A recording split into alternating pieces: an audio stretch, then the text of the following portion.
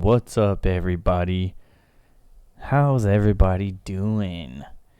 Let's say Ohayou gozaimasu, konbanwa to Simper X and Genhui. Hello, hello, hello. How are you doing? We got a few people hanging out there. I hope everything is looking and sounding fine for everyone. Hit me up in chat. Let me know how everything is looking and sounding. Happy holidays to everybody.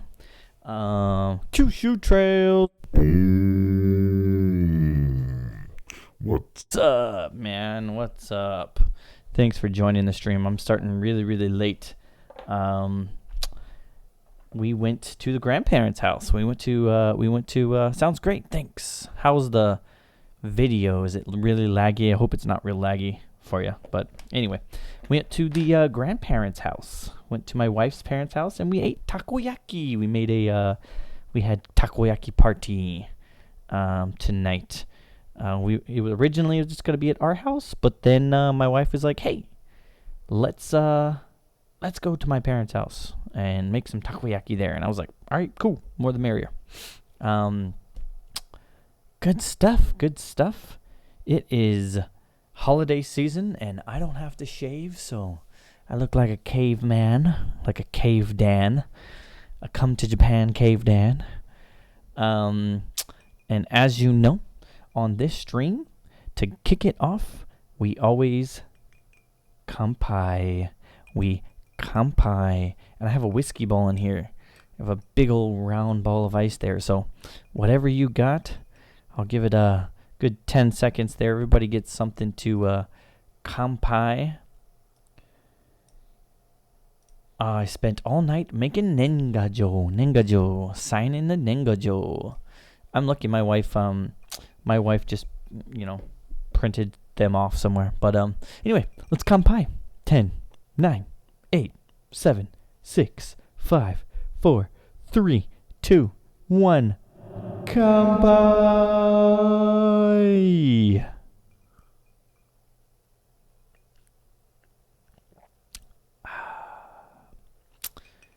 Good old whiskey. It's the holiday season, and I have the next 8 days off. And I've already been enjoying it quite a bit.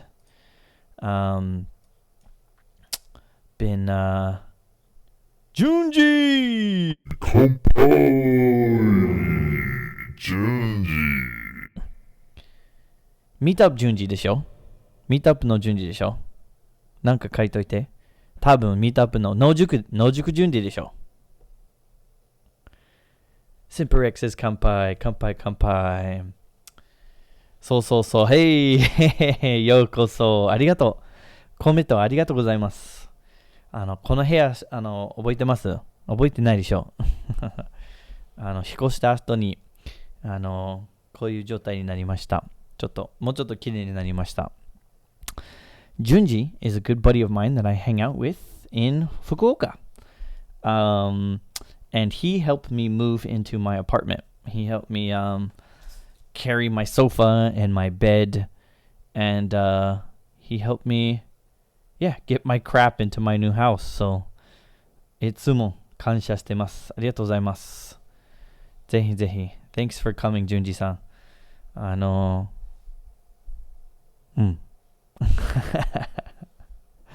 How is your paper going? Your Sotsugyō Ryonbun. How's your research progress report?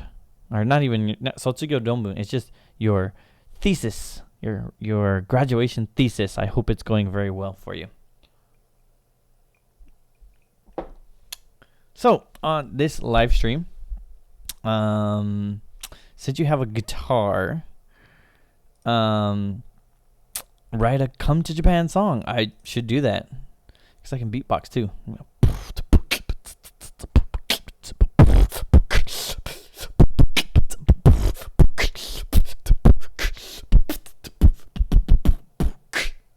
I have no idea how that sounds for everybody. Hope I didn't blow your ears off.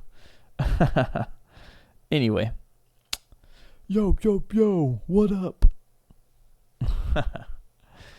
I'm really not that good at guitar. I'm a drummer. Played drums for the longest time. And played bass. So I'm all about the drum and bass. Smooth. Maybe if I put that effect like.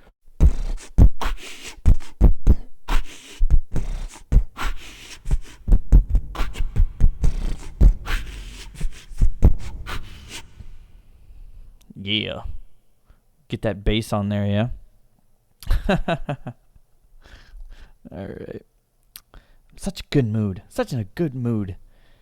It's Monday, and, it's the holidays. I didn't have to work today, which is great, yeah? I'm writing now.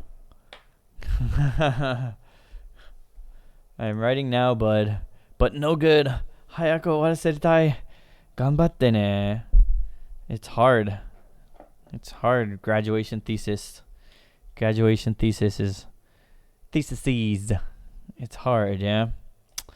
All right, cool. So, I'm easy to get derailed and off topic and whatnot, but I have been covering a huge list of unique Japanese culture. 138 different types of unique Japanese culture, and yeah, we're gonna continue down that list. I got it on the cell phones. I'm gonna pull it up on there. Oh, this was like some crazy accordion video I was watching earlier. I don't know. Oh,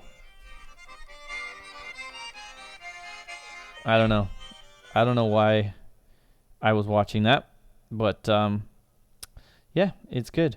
Oh no, I gotta find it again. 138 types of Japanese culture. How's everybody doing? How's everybody doing on this holiday? How was everybody's Christmas? Unfortunately, Santa didn't visit me on Christmas. That's so cool. That's okay. I didn't ask Santa for anything. I told Santa, aka wife, that I don't need anything. You don't worry about it. Don't worry about me. I'm good. All right. Here's the list. We're gonna go through really quick.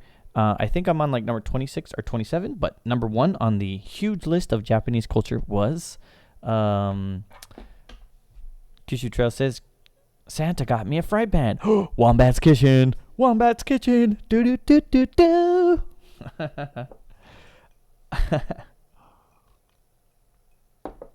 Anyway, speaking of that, going through the list, number 1 was Japanese food. Number 2 was onsen. Number 3 was kimono. Number 4, manga. Number 5, temples and shrines. Number 6, hanami. Number 7, Japanese architecture. Number 8, festivals. Number 9, tea ceremony. Number 10, Japanese movies. Number 11, green tea. Love me some green tea. Number 12, kabuki. Number 13, bowing in Japan. Number 14, kawaii culture. Number 15, izakaya. Number 16, miko-san. Number 17, Japanese masks. Number 18 was Japanese candy. Number 19, Japanese gardens. Number 20, Japanese fashion. 21, my favorite is sumo. And within the next couple of weeks, we're going to have another sumo tournament coming up, which is going to be awesome. So number 22 was tatami. Number 23 was chopsticks. 24, karaoke. 25 was mikoshi. 26 was kami. 27 was Japanese literature. 28 was Japanese service. 29 was jizo. Number 30 was bento. And 31 was Japanese rice. 32 was kyudo. 33 was yosakoi dance. 34 was Japanese houses. 35 was ryokan. 36 was futon. 37 was origami. And that's, I think, where we left off. That's where we left off. All the way to origami, number 37, was the last one that we got to origami. So moving on to number 38 of 138. This is kind of like a milestone. Number 38 was kendo. Men. Kote. I don't know. But it's really cool. Kendo is really cool, yeah? I stayed my uni to write a graduation thesis 3 nights In Christmas season. Oh my gosh. Oh my gosh. Ganbatte ne. Ganbatte. I'm sure you will get it done. You'll get it done. You can do it. Ganbare. Ganbare. Ganbare. Junji's writing his graduation thesis for college. Studying hard, yeah. But yeah, kendo. Kendo is really amazing. I've seen a lot of kendo. Very interesting. I'll just read what they have here. It says kendo is a martial art that is based on Japanese swordsmanship techniques that have a history going back at least 800 years. It is a practice with a bamboo sword wearing armor and a hakama. An estimated 1.66 million people in Japan have some level of kendo training. Some level of kendo training. That's awesome. That's quite a few people that can like kick butt in kendo, and it makes sense because this past maybe about a month and a half ago, big festival here. I was just what was I doing? I don't remember, but there's I forget. There's a big kind of shrine in Fukuoka City. I forget what it is, but they had a huge kendo festival, and there's literally probably like 400 kids that was doing like kendo inside of the shrine. So yeah, kendo's really cool. I think it's pretty kick butt, kick ass. Really cool. You know, they have the kiais, the screams. They're like, wah! Like they go crazy. Yeah. I heard cops got to do kendo, no kendo or judo. Is that right? I have no idea, but it makes sense. I would say at least judo, you know, because they got to know how to like tackle like bad dudes, if they need to, for sure. Everybody, give me at least 10 seconds. I need to get socks. I put the son in the bath, to give him a bath because he's 2 years old and he can't take a bath, and I took my socks off. And it's kind of chilly. I got RoboCop. RoboCop is keeping me warm there, but my feet are a little bit cold. Give me 10 seconds. I'll be back.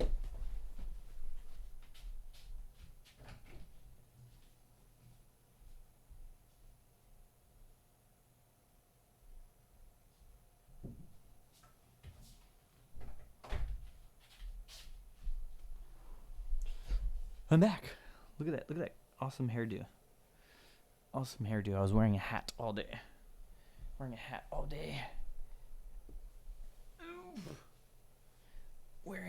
all day because it's holiday season and I can wear a hat and not shave and look like a caveman Dan. I can smell those socks from here. Yeah. Oh, dang, son, you stank. You sound like my wife.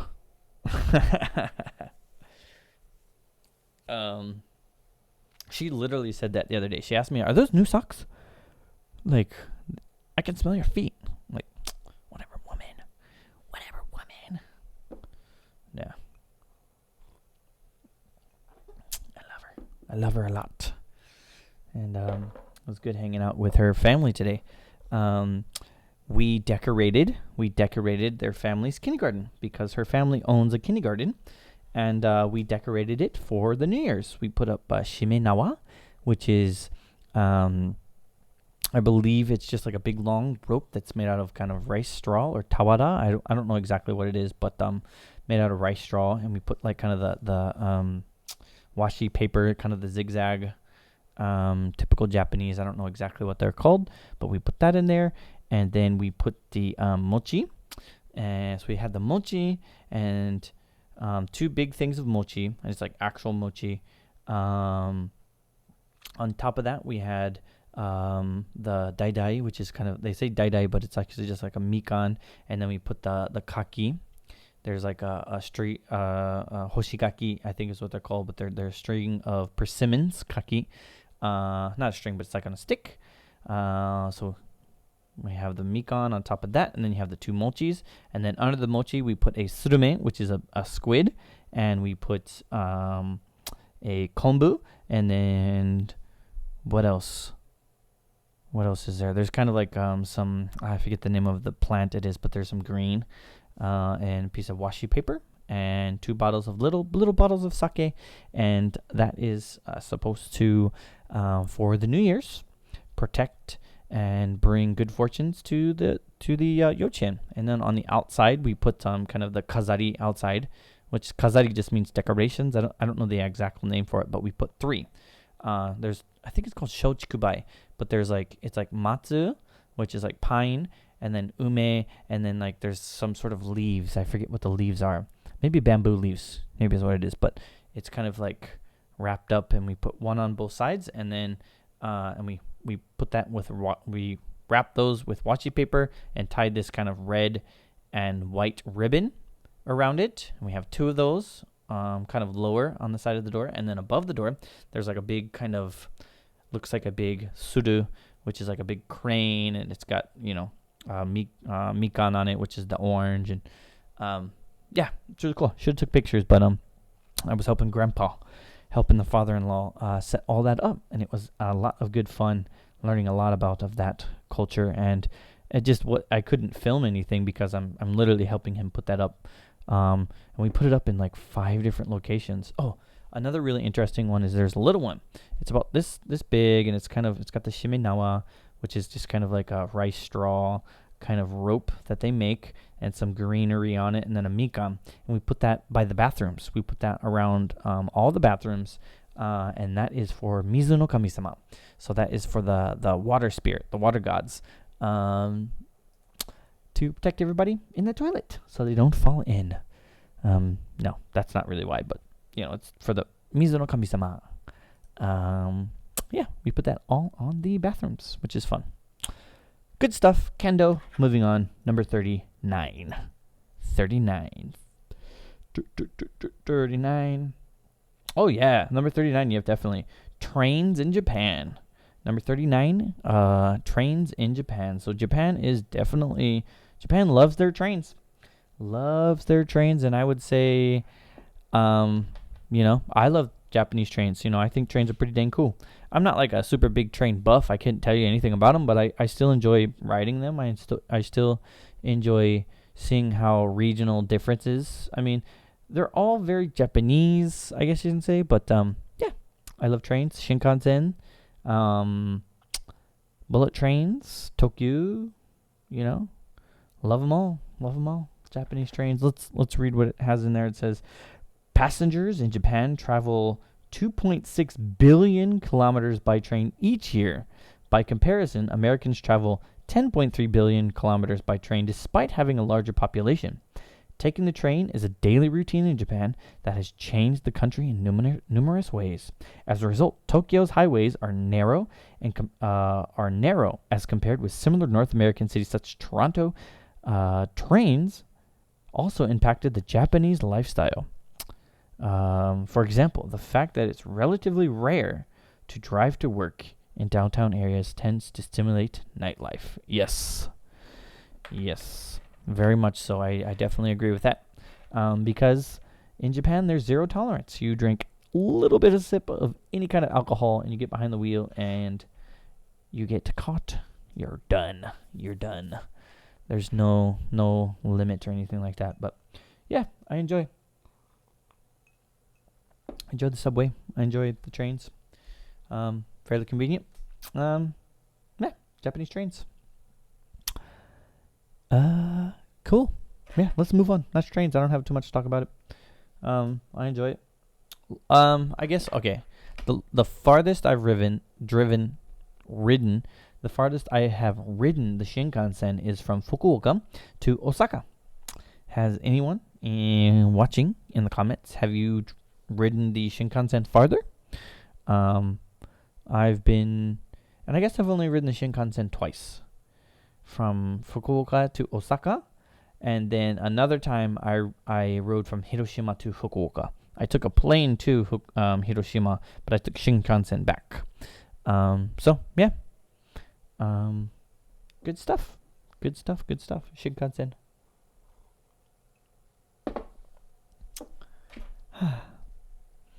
Drinking me the whiskey, it definitely tastes better for sure. Oh, this one's a good one. Definitely. Number 40. Number 40 is Mamachari. Mamachari. Mamachari. Mamachari basically is mother bicycle. But I'll read what it says. Mamachari, literally mother's chariot, are an old-fashioned style bicycle that remains the bike of choice in Japan.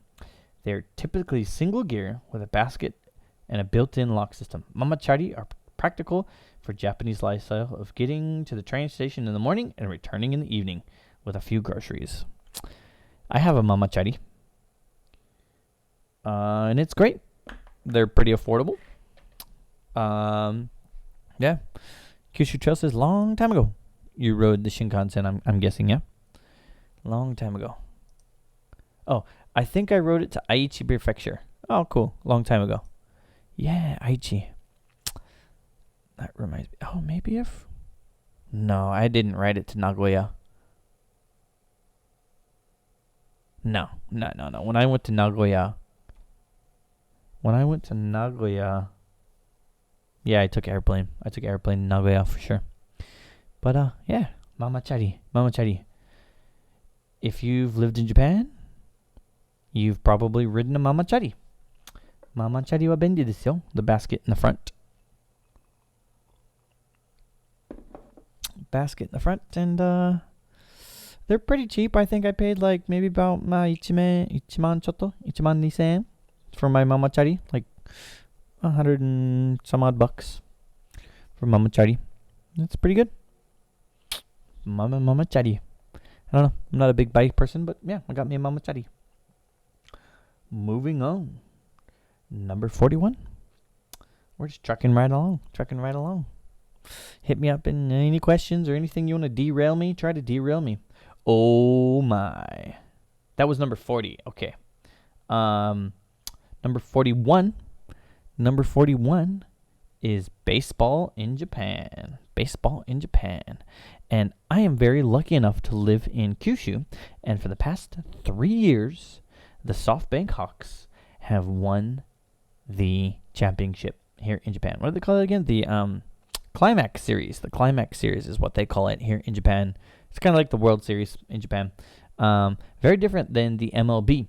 Because the MLB, there's like a bunch of teams, like over 30 or 40 teams. In Japan, there's like 9 or 8 or 9 or 10. But for the past 3 years, the SoftBank Hawks, which are the baseball team of Fukuoka, have won the series 3 years in a row. So they're kicking butt, and I enjoy it. I haven't been able to get to a baseball game in the past 2 years. The first year I lived in Fukuoka, and it was before my son was born. He was still in the tummy, still in mommy's tummy. We went to a couple games. But since he's been born, we haven't had the chance to go to the game. And that's going to change, definitely. I think 2020 is going to be the year my son goes to his first baseball game. Dun dun dun dun dun dun dun dun dun dun dun dun dun dun dun dun dun. Dun-dun-dun-dun-dun. Charge! Anyway, yeah, I love me some baseball games. The seventh inning, they sing the song. He's a okay. I forget the lyrics. I don't know. I can't really sing it. I mean, yeah, there's a song that they sing in the seventh inning stretch, and after the song is done, they shoot off the balloons. I wonder if you can see it. You see those? Those are like the rocket balloons. You see? I don't know if you can see it very well, but you can kind of see it on my phone there. But those are the rocket balloons that they sing a song and they shoot it off. They let them go and they go whee every single game. And before I came to Japan, when I first started studying Japanese, I had seen that before and I thought it was like, oh yeah, that's really cool, you know. They do that for like special occasions and stuff, but no, they do it every single game. And I think it's a big money maker. It's definitely got to be a big money maker because people, like, without a doubt buy it because it's like, oh, we don't want to be the people that aren't doing it because everybody else is doing it, and because we're all Japanese and we got to do everything the Japanese do. We got to follow every other Japanese person what they do, you know. So let's buy the blah, blah, blah, blah. And I never buy them Because I'm like, I don't know. Maybe one day.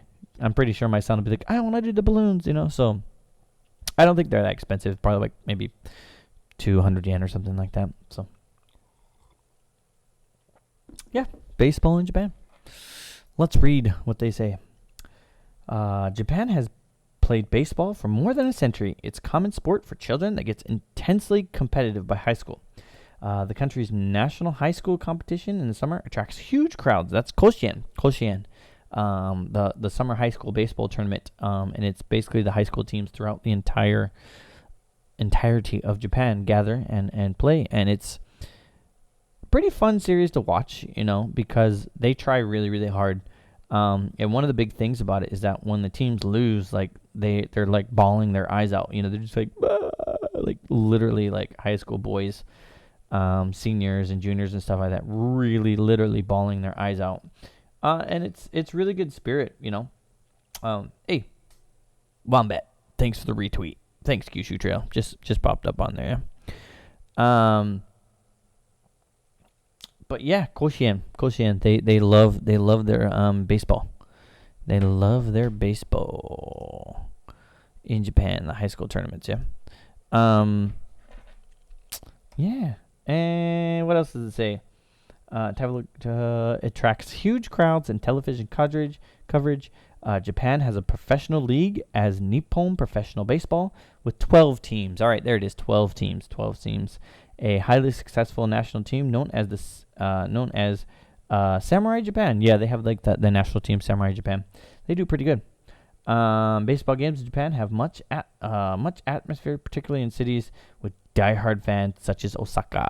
Osaka has the Hanshin Tigers. Yeah, I could probably name most of them. Yeah, I'm not gonna go into that. That'll be for another stream. Yeah. Cool. Yeah.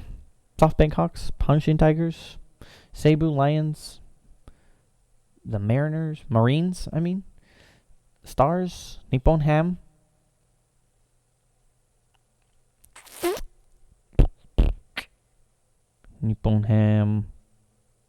Yeah, whatever. Oh, Rakuten has a team.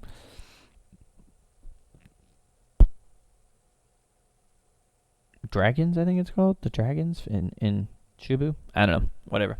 I only root for SoftBanks because they're in Fukuoka. All right. Yeah, hit me up in the comments, guys. Derail me. Get me off topic. See if you can do it. It's not that hard. Number 42. Number 42 is definitely very unique in Japan. Is Shodo. Shodo is the Japanese art of calligraphy. The beautiful, beautiful art of calligraphy. Most Japanese people have studied it and have an appreciation for it. A calligrapher's confidence and fluidity shows in each work. It is considered an almost spiritual exercise that has been heavily influenced by Zen Buddhism. Yeah, Shodo. Shodo is amazing. My wife does Shodo. And my wife has actually won some competitions. Like, that's her hobby, doing Shodo. She has a very unique style. Very, very unique style. Very clean style. I don't know what they call it, but her style is very, very clean. It's not any of the kind of the more like really artistic and like kind of like, I guess you can call it dirty, stylistic. I don't know what you call it. Wabi sabi kind of thing. But way to go, wife. Yeah. Yeah, she doesn't have kind of, I don't know what they call it, but her style is very clean and neat strokes, not the I don't know what they call it. You know how sometimes it's very like kind of, it kind of looks like ink blotches on the page, but hers is yeah, it's really cool. I love it. It's really cool. I forgot to mention, I made this glass. I made it. I made it in Okinawa.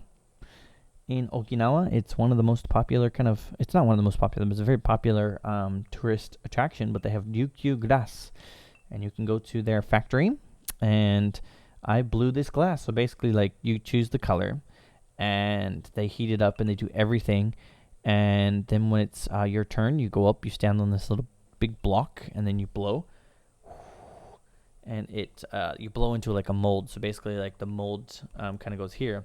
So the bottom part is probably very similar to a lot of other glasses because it's a mold, but this top part is very unique in that after you blow the glass, you have to kind of roll it, and you have to kind of shape it with like these like big old metal kind of sheer looking things, and that's where you get the very unique shape here. So this is one of a kind glass that I made. Ryukyu glass. And this normally only has alcohol in it. So nice glass. Nice glass. Thanks, man. Good memories making this glass in Okinawa with some friends. So that was number 42, Shodo. Number 43, a little bit similar to an earlier one, but definitely still very unique and different, is Yukata. Kimono was earlier in the count, but definitely Yukata is a different type of kimono that I guess you can say that it is, became a little bit more original and a side shoot. It's within the same family, I believe, but they are worn. They are like kimono, but much lighter and only worn in the summer. And I'll read what it says. Yukata are traditional cotton robes that are commonly worn to summer festivals. Although they are shaped something like a kimono, they are very different. Oh, see? For example, kimono are expensive formal wear, and yukata are roughly as formal as pajamas. Okay, all right. It is common for hotels in Japan to provide yukata to guests that may be worn in limited public areas such as hotel onsen. Some hotels prohibit yukata at hotel restaurants, but it's common for guests to ignore this because yukata somehow feels formal enough for breakfast. I've done that before. And yeah, the ryokan that I have been at, it was totally okay. It was encouraged to wear your yukata.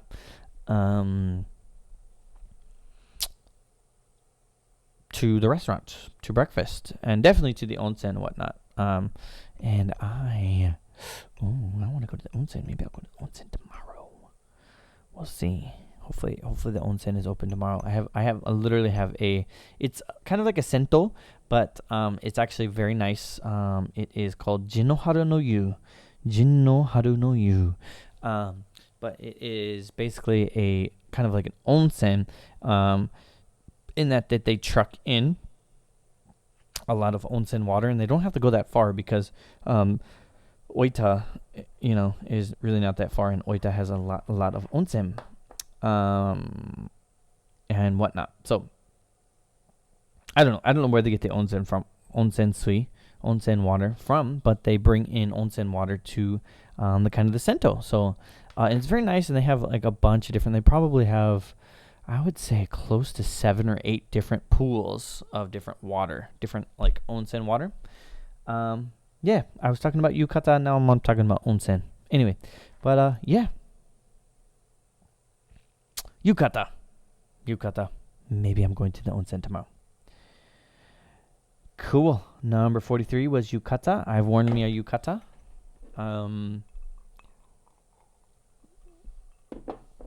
In college, I studied Okinawan dance. I took Okinawan dance class because my last semester of college, I studied really hard before that. My advisor said, "This is your last semester. You've done really well. You can take anything that has anything to do, the slightest thing to do with Asia. I do not care what it is. As long as it has something to do with Asia, you can take it." I was an Asian studies major. So I was like, Okinawan dance class. Why not? Because basically it's a automatic A if you show up and try to dance. And we had to wear a yukata for that. So I had to learn how to like put it on and tie the obi. The obi is the most difficult part about a yukata. Yukata is basically like a big old kind of just boom, boom, boom, boom, boom. And then the obi, you gotta wrap it. No. So good stuff. Good yukata stuff. Yeah. Number 44. Indefinitely. Is it like hula? No, sir. It's not like hula at all. No. It's still very Japanese. Asa. You've seen Asa before, where they have kind of the kodaiko. It's kind of like the kodaiko where they go like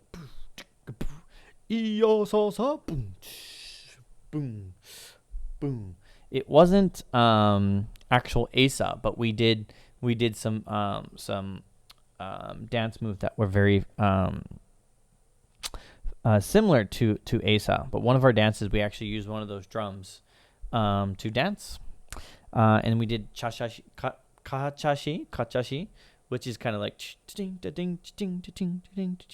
so. I took it for one semester, and just for fun. I didn't get into it too seriously.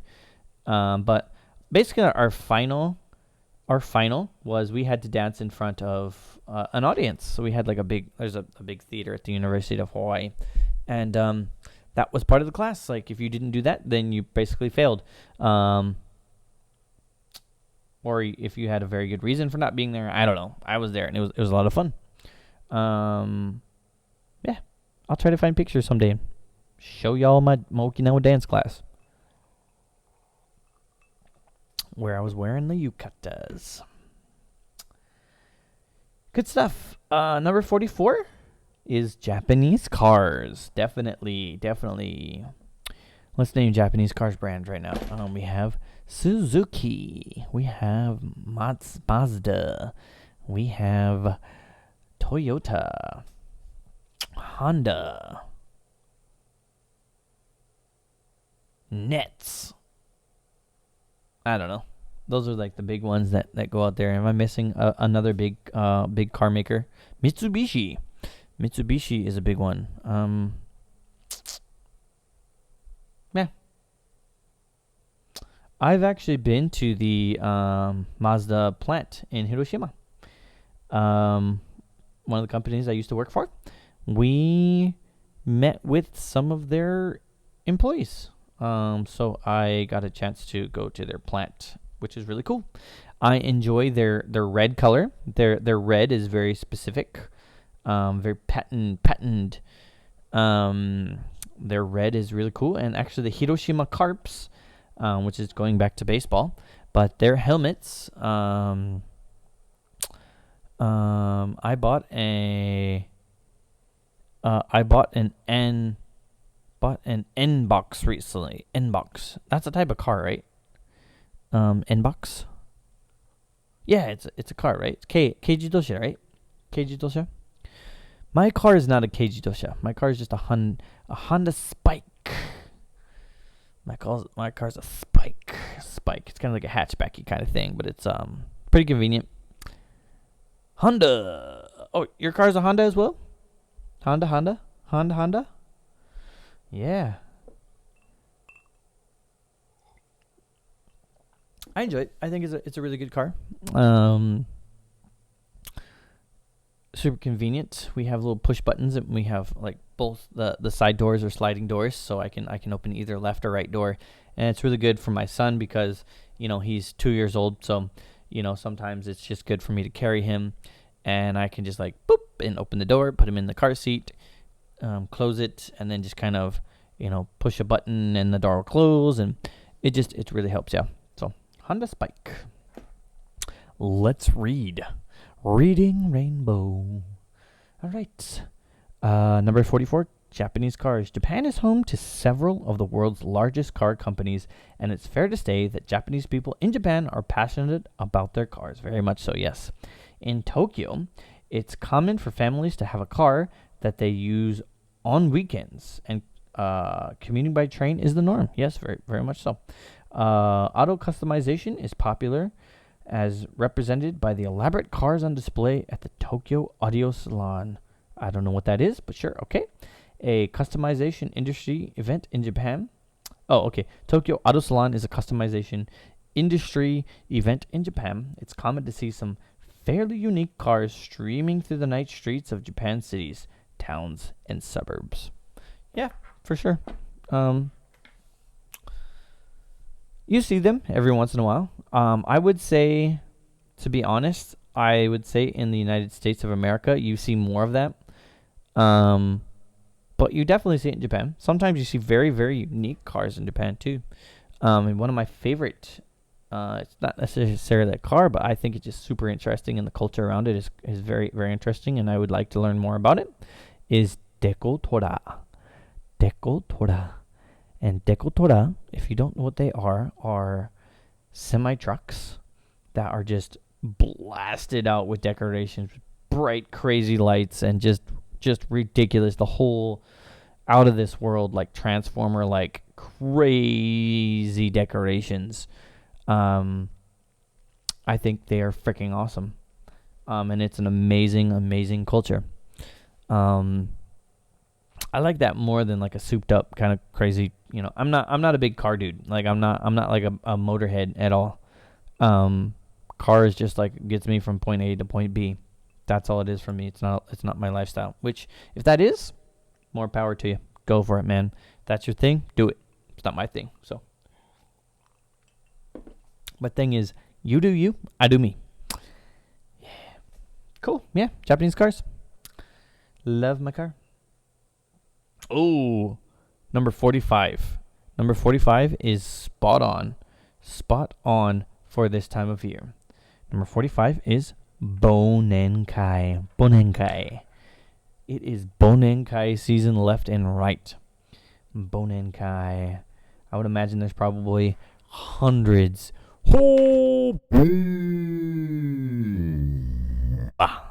I forgot it was Monday. Well, I didn't. Yo. What's up, man? What's up? I started really late tonight. Kampai, by the way. Kampai. I was at the in-laws' house, hanging out, eating takoyaki. We had a takoyaki part.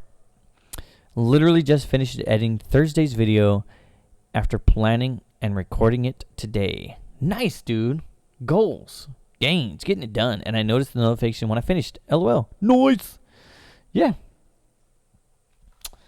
Good stuff, man. Thanks for jumping in here. I'm editing a video while I'm listening to the stream. Cool, man. Good. I actually have 2 videos in the works. 2 videos in the works. My onsen video kind of had a little bit of a trend. Like it's it's not like going off the charts, but like I'm getting a lot of different views that I've never really gotten before, which is kind of fun. I'm getting views at times where I normally wouldn't get views, like kind of in the middle of the night where I'm sleeping. I was getting views on my own same video, and I'm like, dang, I'm down with that. That's cool. I kind of hit a little bit of a trend, So, which is awesome, which is fun. Yeah. my thumbnails are trash. Andy on the other hand, his thumbnail game is leveling up, man. His thumbnail game is on point, I think, for sure. Yeah. I have enjoyed this live, but I have to go back. Thanks. 良いお年を、順次さん。ありがとうございました。いつもね、ありがとうございます。今週のミートアップはないんですけど、来週は、必ずやりますので、ぜひぜひ来てください。順次くん、順次。Junji is a good buddy here in Fukuoka, and I hang out with him quite a bit, and he helped me move all my crap inside of my apartment. So,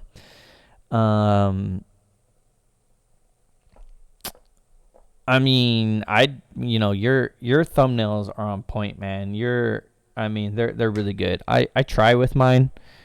I try to put a little bit of effort in them, but like I said, your thumbnails are banging, for sure. And everybody, say omedetou, say congratulations to Andy. He just hit 400 subscribers on the YouTubes. Getting up. Yeah, sub boost today. Yeah, no, I was so super stoked. I was super stoked that I saw that you tweeted that, and like, boom, I'm gonna tweet that, and then I blasted it on my Facebook. I put it on there, and it worked literally like within a couple, I would say 20 some odd minutes. Like you were at 397, right? At 397, and it worked. I don't know if I was the cause of that. I don't know if I had anything to do with that or not, but I feel like I helped out. I don't know. It could have just been like very coincidental. But I just saw it and I was like, Kyushu Trail, you hit 300? Boom. With our forces combined, we'd be well over 1,000. I'm getting there, man. I'm like 700 and something like that. Slowly taking me years to get even close. Where am I at right now? 734 as this stream goes up. But yeah. Mayday-san. Daddy. Sorry, I'm blowing your ears off there. Sorry about that. Kanpai, yo. Hey guys. Drinking me some whiskey, so I might get a little bit of frisky with the whiskey here. But yeah, how are you feeling, man? I know you caught the bug, you caught the plague. Mayday-san, no drinks from me. Last day of the meds, double sickness and all. Yeah, man, it's a horrible time of the year to get sick. With all the holidays. Well, I mean, I guess it's good, but nah, dude, it's so much better to get sick during the school year because then you can freaking take some days off. I think I'm gonna have a sore throat cold now. I hate those. I'm working too hard and made my immune system. Best time actually because I'm not working for 2 weeks. Yeah, I mean, it's good. I just feel like, because I work with kids, right? And guaranteed the reason why I get sick is because of the snot-nosed kids that I work with. Can't take days off at Eikaiwa. I don't get paid holiday till March. Oh, boom. Yeah. At the kindly, I can't though, so I'm always prefer to get sick during the month. Definitely the kids' fault. Definitely kids' fault for sure. Yeah, for sure, yeah. But for once, it's not Black Kiddo Company. I've worked for a Black Kiddo Company. Black metal Kiddo Company. Yeah. Good stuff. Kanpai. I like Mayday-san's kanpai and his let's get drinks, like he just kanpai. Yeah, that was a funny one. I enjoy your humor whatsoever. I tried to give it a try in my same was not it, chief. But I tried to give like a kind of a little quick 1 minute video. I was at school, I was teaching at my classroom, and I had a big long break. So I literally shot a video on my phone and then uploaded it, did everything on my phone.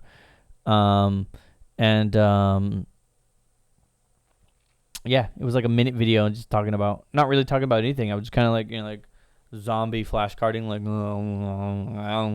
on Christmas, went blah. So anyway, yeah, I love that video. That video was like cracked me up. Kanpai. Literally do nothing. Kanpai.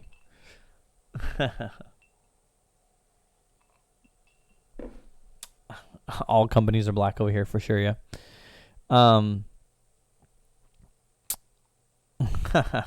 Yeah, Kyushu Trails runs his own school. He's the owner-operator. He's the shacho. I don't know if you're the shacho or not, but I'm only hurting myself, yeah. It's New Year's Eve tomorrow. Jeez, boy. Yeah. 2020 is upon us. Oh shiz. Oh shiz. For shiz. For shizzle. Yeah. I'm excited about it. Anyway, I'm gonna kind of list off another thing here on my list on my stream here for Mayday-san. Probably I don't know if you've been here, but I found a huge ass list of Japanese culture, like 138 unique types of Japanese cultures. It's some dude's blog, or something like that, and it's pretty cool. I just figured I'd go through the list and see what stuck. But number 45. I've been spreading this out for like 5 streams, because I always get derailed and talk about just random stuff. Yeah, but number 45 is Bonenkai. Bonenkai, definitely very, very Japanese and definitely on par for this time of year. Bonenkai, but I'll give it a read. What it says. Bonenkai are a tradition of holding a year-end parties in Japan. The term literally translated means forget the year party. I had no idea that's what it meant. I had no idea what Bonenkai meant. Like, actually what Bonenkai, like, literally meant. I know what Bonenkais are because I've been to billions of Bonenkais, but I didn't know what it means forget the year party. Someone put that in chat. What is the kanji for Bonenkai? Because I've never really thought about the actual kanji for Bonenkai. Anyway, at companies, these parties typically have structure with speeches, in some case performances. It's also common for teams and friends to hold Bonenkai making December. Friends to hold Bonenkai making December the busiest part of the season in Japan. Yeah. Bonenkai. Oh, yeah. Okay. All right. Now that I see the kanji, it makes sense, right? Because it's like Wasure Nenkai, forget the year party. And get Kampai.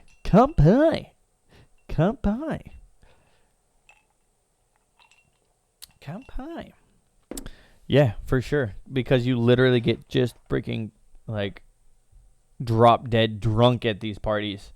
And when I worked as an ALT, because I did that game too. ALT was my jam for about a year and a half or so, and I went to kind of the school's Bonenkais, and they're a lot of fun.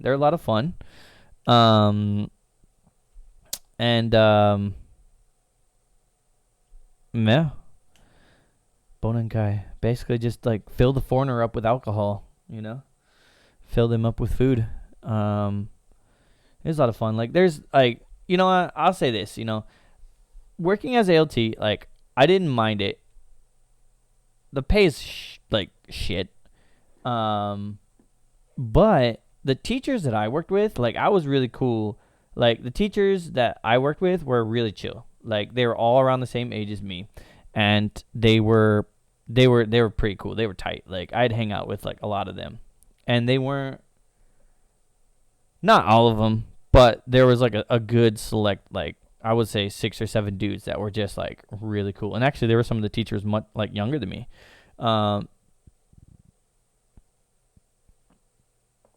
Yeah, dude. Like ALT, like I didn't mind it, yo. I enjoyed kind of the free time and whatnot. And like what was cool at my school is that the Japanese teachers, like they're just like, go dude, do your own thing.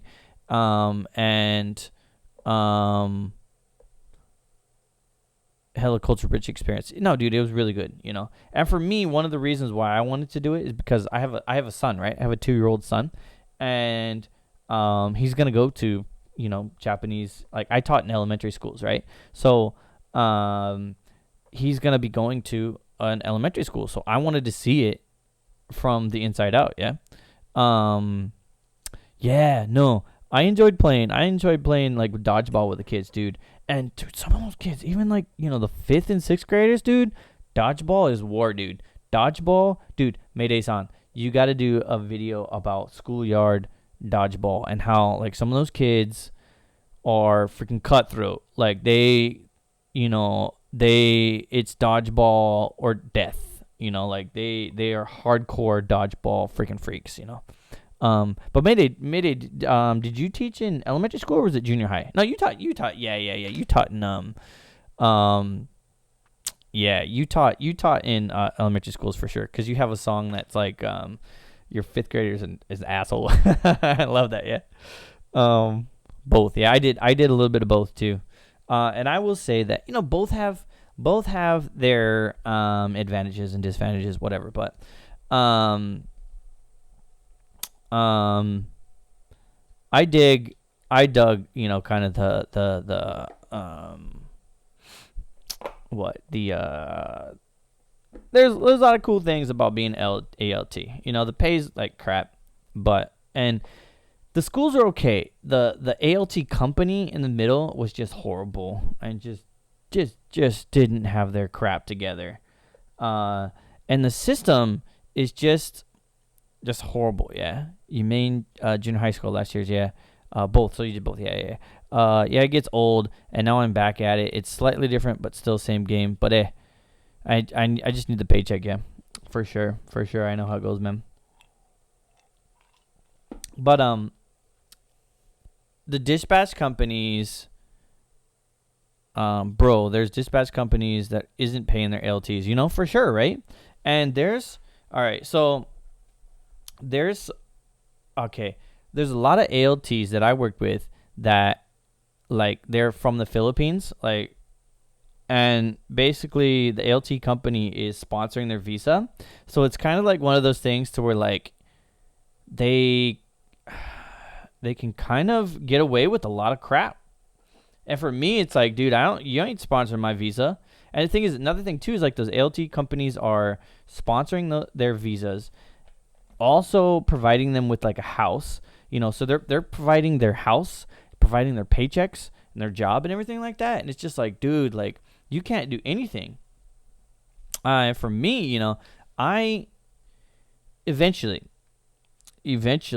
my long-term goal is to kind of open up my small own little juku, and whatnot. So my thinking was like, dude, I want to get experience inside of like public school, so I know what's up, so basically I wasn't doing that for like the long term. I was doing it for the experiment, the experience to, one, learn what inside of a Japanese elementary school is, personal business reasons, but also for my son.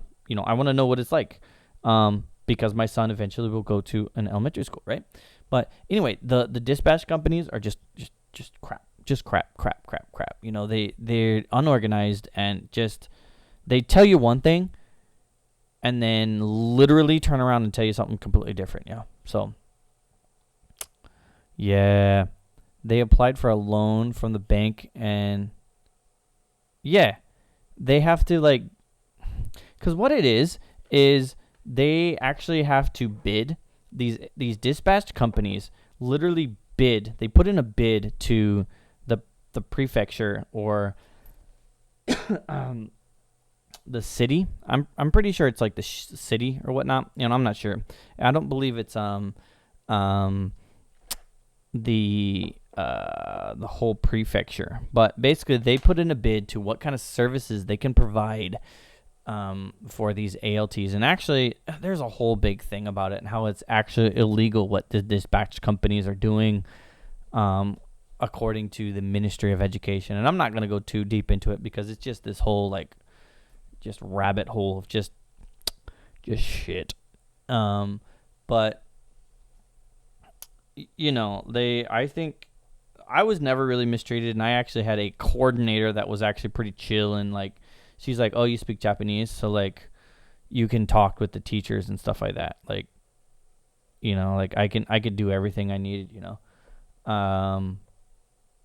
There's literally some of the ALTs that don't speak a lick of Japanese, which is, fine. They don't really need to. But, yeah, whatever. That's a whole different can of worms, and I'm all about positivity and rainbows and kanpai.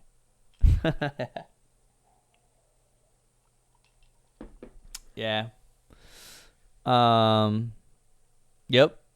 Kyushu, that's the same one I worked for. I worked for Owls in Kitakyushu. Well, actually, I worked for Owls in Hakata, in Fukuoka City.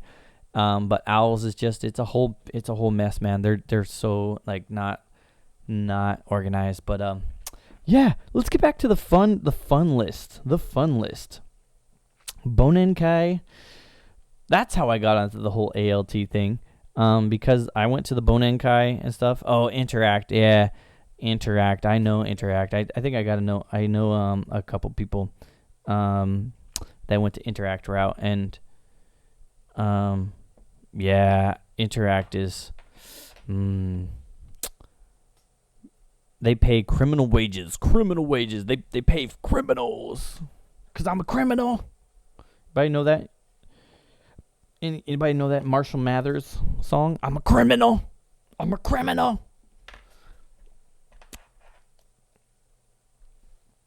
Yeah. Like I said, I don't know. They were all right. I just didn't like how unorganized they were. For me, if Owls wasn't in the way, right? If I was working directly with the school, things would have been tight. Things would have been like freaking banging. And that's how it was actually recently. Actually, 2018 was the first year that dispatch companies came in. And before that, it was all guest teachers, right? So all the foreigners were working directly with the schools, right? No dispatch company. And when the dispatch companies came into Fukuoka, there was the whole can of worms, the whole shit fest just happened. And there was a lot of people that actually were working for Owls that were literally guest teachers for literally 10, 15 years. And basically the dispatch companies comes and stole their job basically, and whatnot. Yeah, they were finding me because Yokohama had the highest wages after the new system. I thought it was literally required for foreign workers to make 250 plus. So I think that they're like they say you're gonna make that, but then it's really not. I don't know. It's just kind of bullshit, If I worked directly at school, would have been fired as a full-time employee. Yes, yeah. But 29.5 hours XD. Nagano has a lot of direct hires. You're a part-timer. LOL. Now I get nice, dude. That's I get a little bit more than that at the school that I work at now, which is really good. Yeah.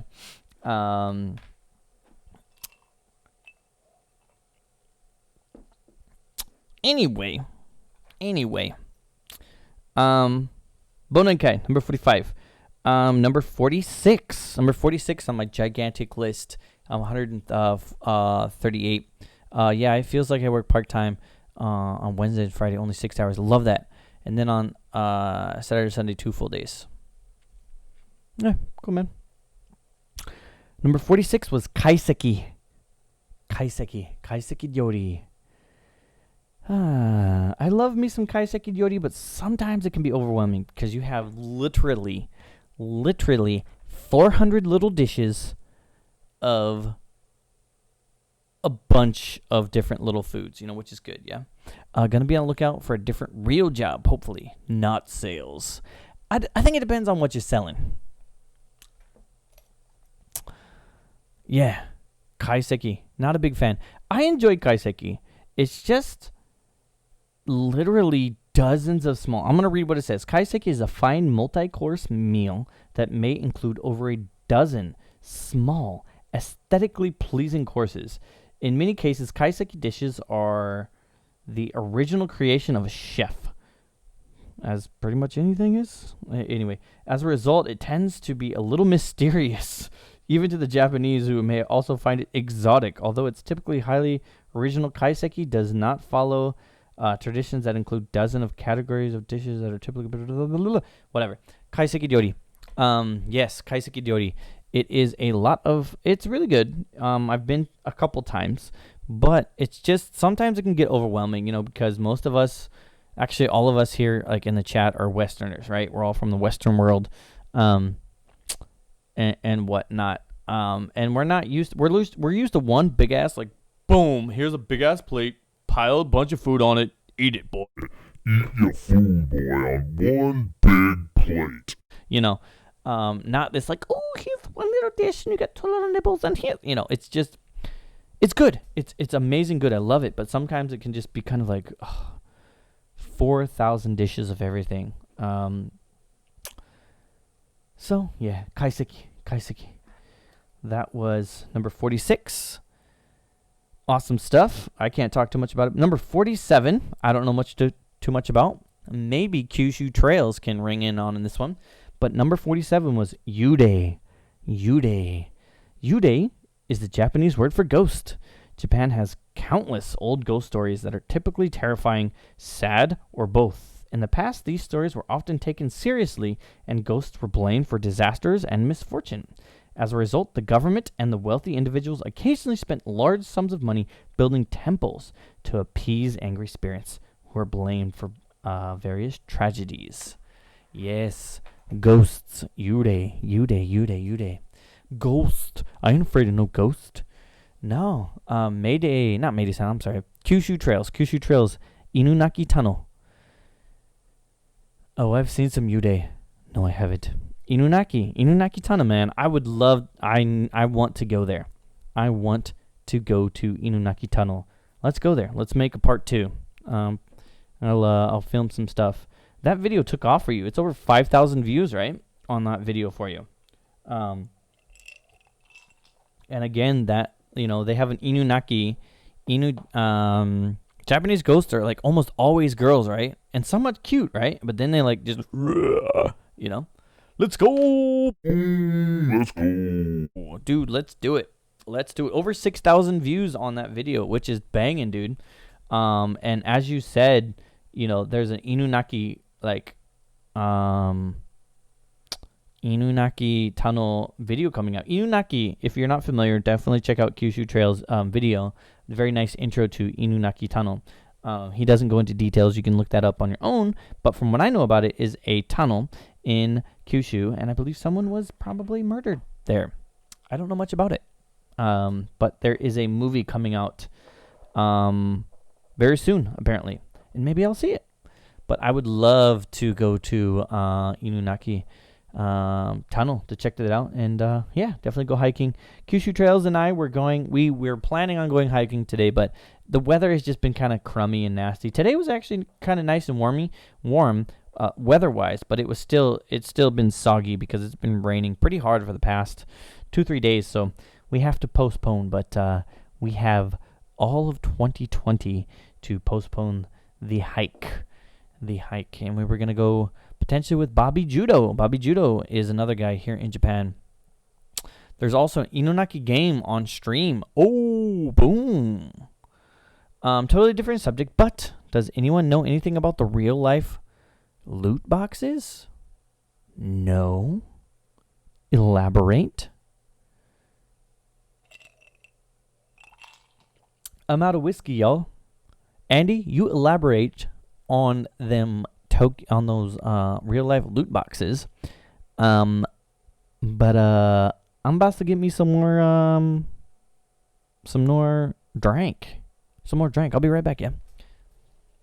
Check out my helmet hair. Look at that. Look at that side view from wearing that my headphones. It's like literally like my head is like ridiculous, yeah. All right, Kyushu Trails. Good night, man. We'll see you. We'll hang out. We'll hang out eventually, man. We'll go hiking sometime, yeah. Fukubukuro. Yeah, Fukubukuro. Yeah. Fukubukuro. They're pretty big, yeah. About to get me some more drink. I'll be right back.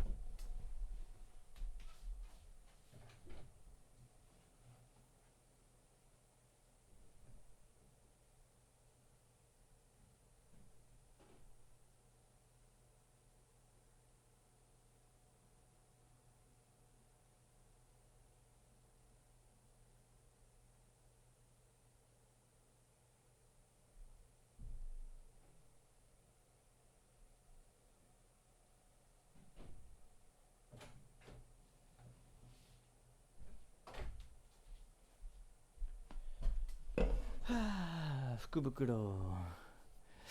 All right, I'm back. Just got me some beer now. Making a little champo. Nodogoshi. I love what it says. It says Kieran's brewing technology elaborates the Nodogoshi. Whatever that is. Nodogoshi. Psst. That's not beer. Yeah, it's not beer. A beer-like beverage is what it is. It's happoshu. I don't mind it. But yeah, good old stuff. Yude, Inunaki Tunnel. Definitely gonna be doing that. Good. Number 47 was the Yude Ghosts. Woo! Number 48. Oh yeah, definitely very Japanese. Shotengai. Ooh, looks like I only got 2 people hanging out. Maybe some people ducked out when I went and got some drink.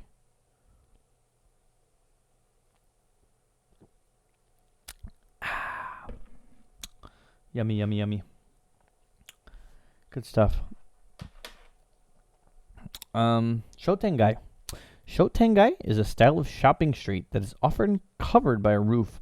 Almost every city in Japan has at least one shotengai that are usually filled with old family-run businesses. More often than not, businesses in a shotengai represent a complete mix of services that include grocery, clothing, drugstores, barbershops, cafes, restaurants. Most have distinctly 1980 feel to them. Very much so, yeah.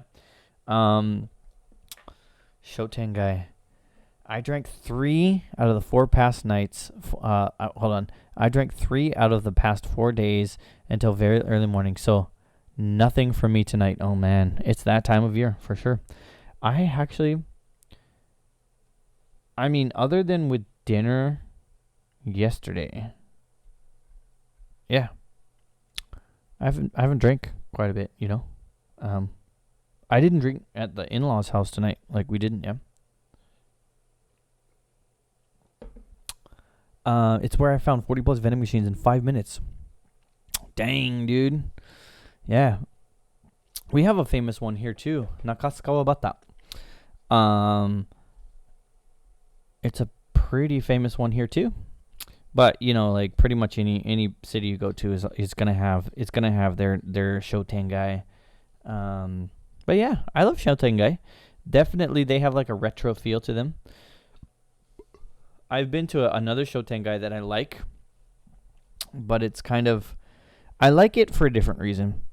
As kind of the blog post says there, that most of them have a 1980s feel. The one I go to has a 1970s feel. Like it's definitely getting very, very old. A lot of rundown stuff. It feels really, really old time Japan, right?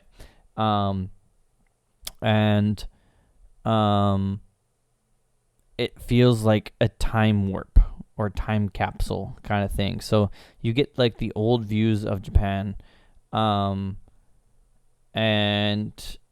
very Showa era, and I like it. I think it's a very nostalgic view of Japan. It just takes you back to a different time. Hardly any people going to some of those shotengai. Because some of the major areas, like they're very big and very popular and stuff like that, and then some of the small areas you'll get into like kind of smaller shotengai and like a little bit more rundown. And actually there's a ghost shotengai. I don't say it's like a ghost, but like it used to be a shotengai, but literally like all the businesses there's like no businesses there. Pretty sure probably nothing goes on there. It's just kind of closed. But yeah, shotengai, definitely very unique Japanese kind of culture. They're trying to restore ours, but it's too far from the main station, so it just doesn't work. It's mostly hostess clubs now. Yep. Actually, the popular one here, Nakasu Kawabata. The main shotengai is definitely shotengai, but at the far end, when you exit, it leads into the red light district. So one end is like kind of there's a temple. There's literally a shrine. There's actually a temple and a shrine, like literally across the street from each other at one end, right? And at the other end, and it's very long. Like I don't know how long it is, but it's longer than most other shotengai. But at the other end, it gets to the red light district, and it's really cool in Fukuoka. Nakasu Kawabata, or Nakasu is its own little island, right? The red light district is its own little island. Like there's 2 rivers that kind of go off, and they open up into the ocean, right?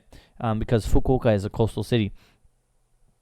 So literally it's on Go Shotengai. Sounds fun. But yeah, there's a lot of hostess clubs and dance clubs and nightclubs and girly clubs and all that stuff. And I'd love to show you the Shotengai. One day, Andy, you'll be in Fukuoka, and I'll show you the best parts. And one day I'll make it up to Nagano. And we'll have a blast for sure, yeah.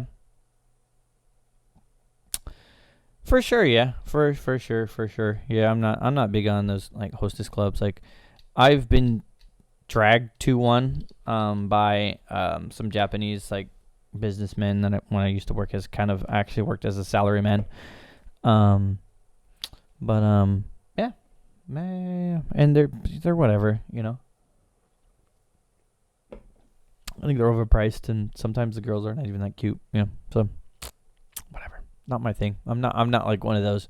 Not a playboy, you know. I'm not into the whole like,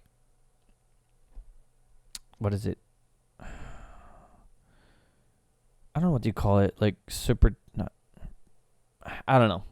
Not into that whole thing. Yeah, pretty much the same story for myself. Not a huge fan, but dragged one once and accidentally went to another time. Yeah, it's definitely a good experience. You know, like it's one of those things to where I was taken there, and we drank, and it was fun. Whatever. I wasn't really interested in the girls because they were just very. It wasn't a very like high class one, you know. But the memory I do have is like one of the girls that was sitting next to me. She had like a nose hair that was just like ridiculous. I was just like focusing. I was just like, that's all I could focus on. I remember she had like a hair sticking out of her nose, and I just was like, you know, whatever. So it's definitely a good experience. I would recommend going there with someone who is Japanese because it's just easier. Because they have like a whole rules and etiquette and all that blah blah blah blah. So I'm just like the foreigner. I don't know what's going on. You know. Cool, man. Got a couple people still here. I think Andy and maybe somebody else popped in. I think maybe Mayday jumped out. Kyushu Trails jumped out. We had a couple other people, but hey, whatever. Just having fun, yo. Number 49. Almost at 50, yo. Number 49 is bonsai. Bonsai are... I actually like bonsai. I think they're very intricate and very appealing to look at. But bonsai is the Japanese art of making aesthetically pleasing miniature trees designed to look like full-size trees. Remarkably, the trees used are not genetically dwarfed, but are kept small by pruning and other techniques. Bonsai can reach hundreds of years of age while remaining small. I'm a foreigner. Bikurista.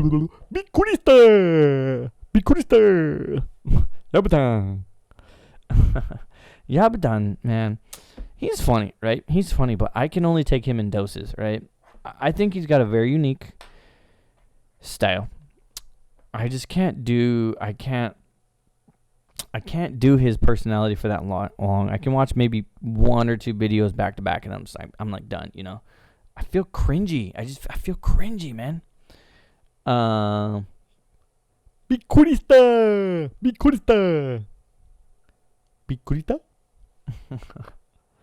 Yeah. No, before I can say bikurista. Yeah. Anyway.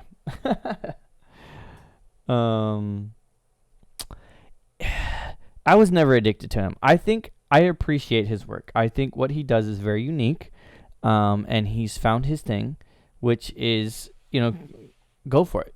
You know, definitely do his thing. It's just not my jam, you know.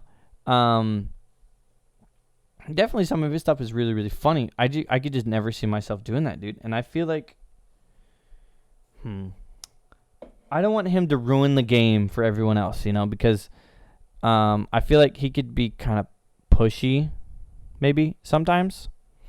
You know, like I don't know. Sipping on the remnants of the whiskey there. Yeah. Yobutan. Kevin abroad, こんにちは。こんばんは。あ、こっちはね、こっちは夜だから、こんばんは。そっちはまだお昼だと思いますので、こんにちは。And, 乾杯。乾杯。いつもね、誰か入ってきたら乾杯します。はい、乾杯。乾杯。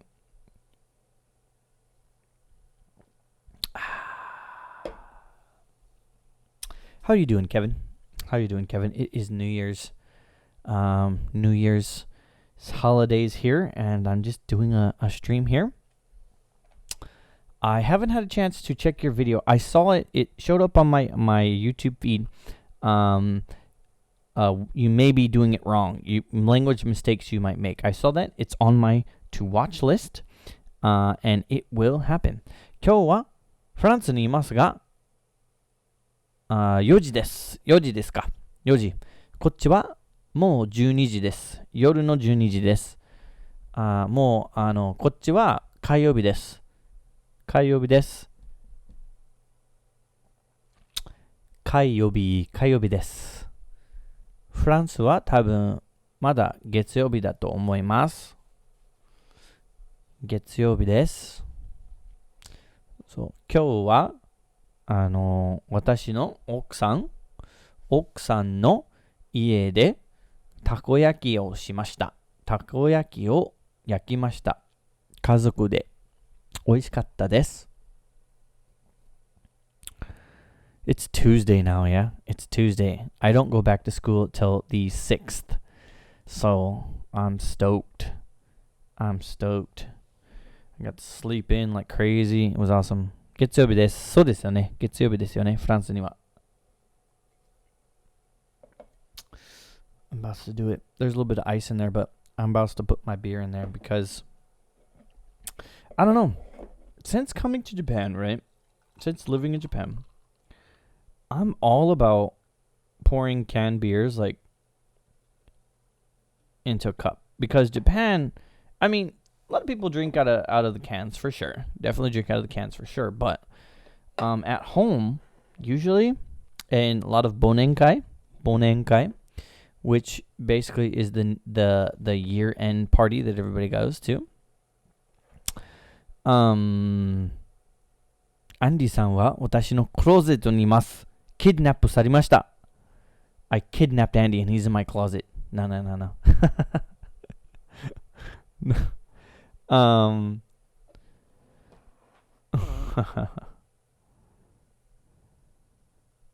今、長野県にいます。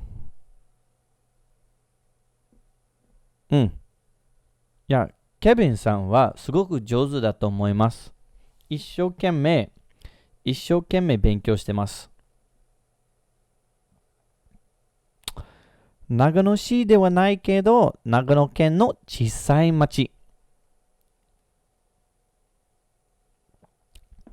長野市ではないけど、長野県の小さい町です。Oh, I thought you meant vacation outside of Japan. Nah.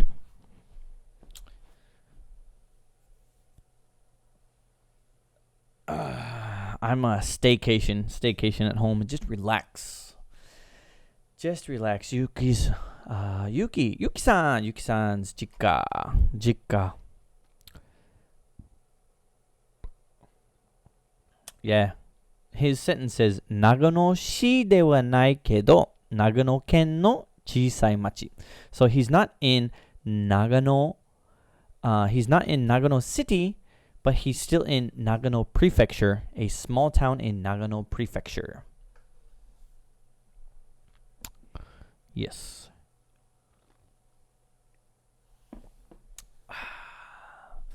Anyway, I'm in Fukuoka, which is in the southern part of Japan.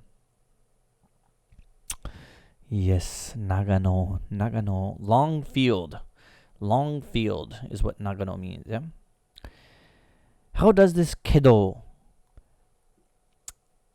basically it kind of works as but. Yeah, it works as but. But けどは but しかないですよね。けど。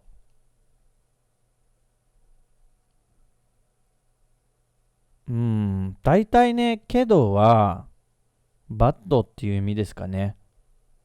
ちょっと違う意味の使い方あるかもしれないかな。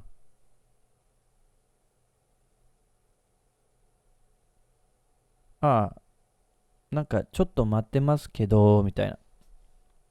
Pretty much just but, right? Yeah, I can't think of anything other than but. 美味しいけど、お腹いっぱいからちょっと食べたくない。You know? It's really good, but I'm full, so I don't want to eat it. No. でももうバットだけど、ちょっと違いますからね。でもは、なんだろう。なんかね、僕はね、日本語を説明するのがちょっと難しいなんですよ。でももバット。でも is also but.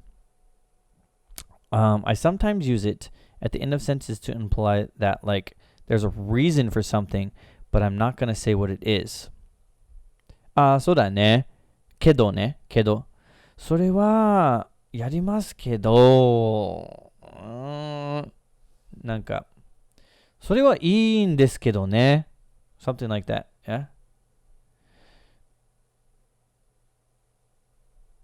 Yeah, でも can usually start. けど、けども、start of sentence もできるけどね。だけどでも始まってもいいよ。なんか、someone else is talking. So someone else says something. And then you can say, だけど、それはちょっと違いますよ。You know? And だけど、それはちょっと違いますよ。Like, but that's a little bit wrong. You know? So, でも、ちょっとそれは違いますよ。どっちも言えると思いますけどね。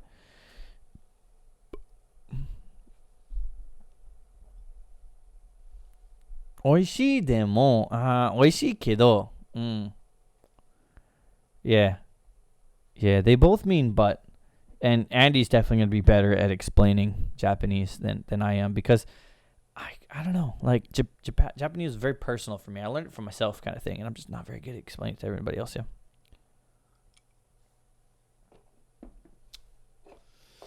How would you use Kiddo at the end of a sentence? So I would say,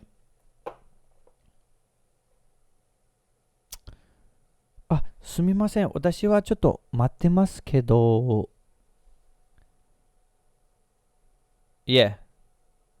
魚すっごい好きですけど、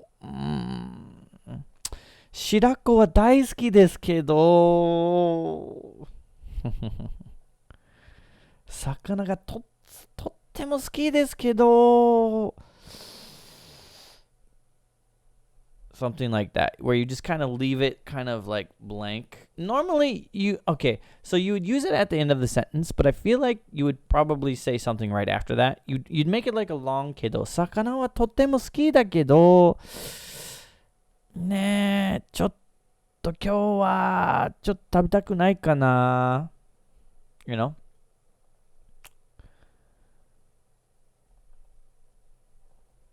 Yeah, I don't want to eat what's being offered kind of thing. Or 行きたいけど、今日ちょっと忙しいけど、you know, I want to go, but I'm kind of busy today, and you don't really explain the reason why you're not busy. 行きたいですけど、行きたいけど、ちょっと、忙しいからちょっと、なんだろう。行きたいけど、ちょっと忙しいから。忙しいからとか。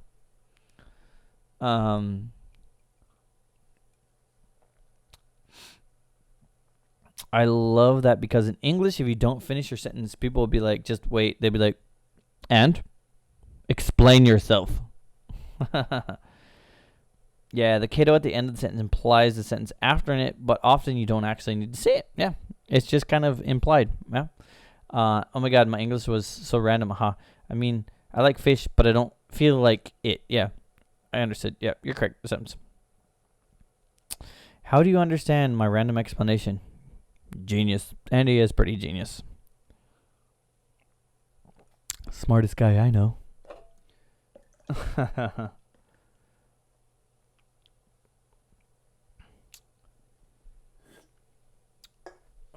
行きたい。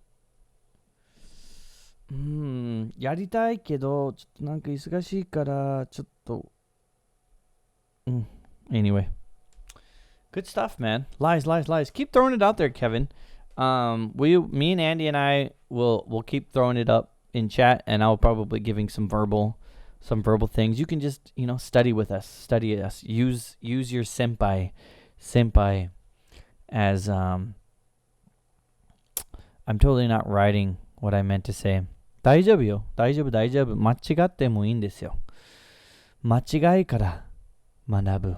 間違いから学びます。Yeah, I was following like my list of stuff.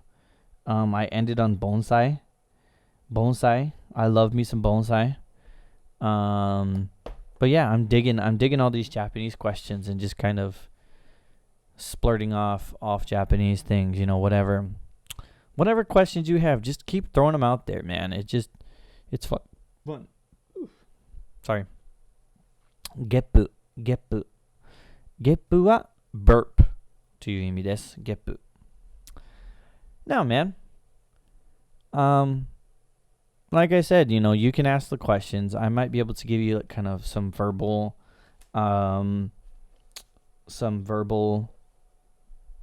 examples, and Andy can give you kind of the written explanation in English and in Japanese, and I think it's a lot of fun because, I enjoy Japanese, right? But like I said,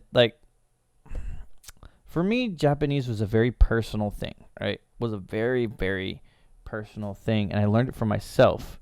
And I don't know if you saw this, Andy, but on one of my other streams, but yeah, it was on my stream that was going horrible. Yeah. Oh, another topic. I read an article about Americans saying that she didn't like Japanese food because it was bland and boring. How do you feel about it? Agree to disagree. I think Japanese food is pretty yummy. Very good. Whoa. Ooh. I knew that was going to happen eventually, but I was safe because I have a big pile of boxes and stuff there. RoboCop died.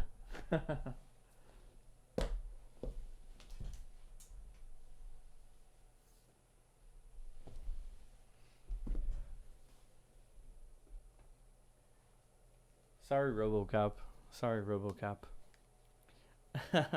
That's my heater. There. Was that on camera? Yeah, it was on camera there. But I have some of my son's clothes. I have a box of my son's clothes out, and it fell into that. It was like, yes, safe. But no, I mean Japanese food. I enjoy Japanese food. I don't think it's bland. I don't know exactly what, she was eating. I mean, if she's talking about white rice, if you're eating a lot of white rice, maybe, but even, I enjoy white rice, because in the United States, you don't necessarily eat just plain white rice, white rice. People put soy sauce, shoyu on it. Yeah, no, it is. It's tasty as AF. I think it's really, really good.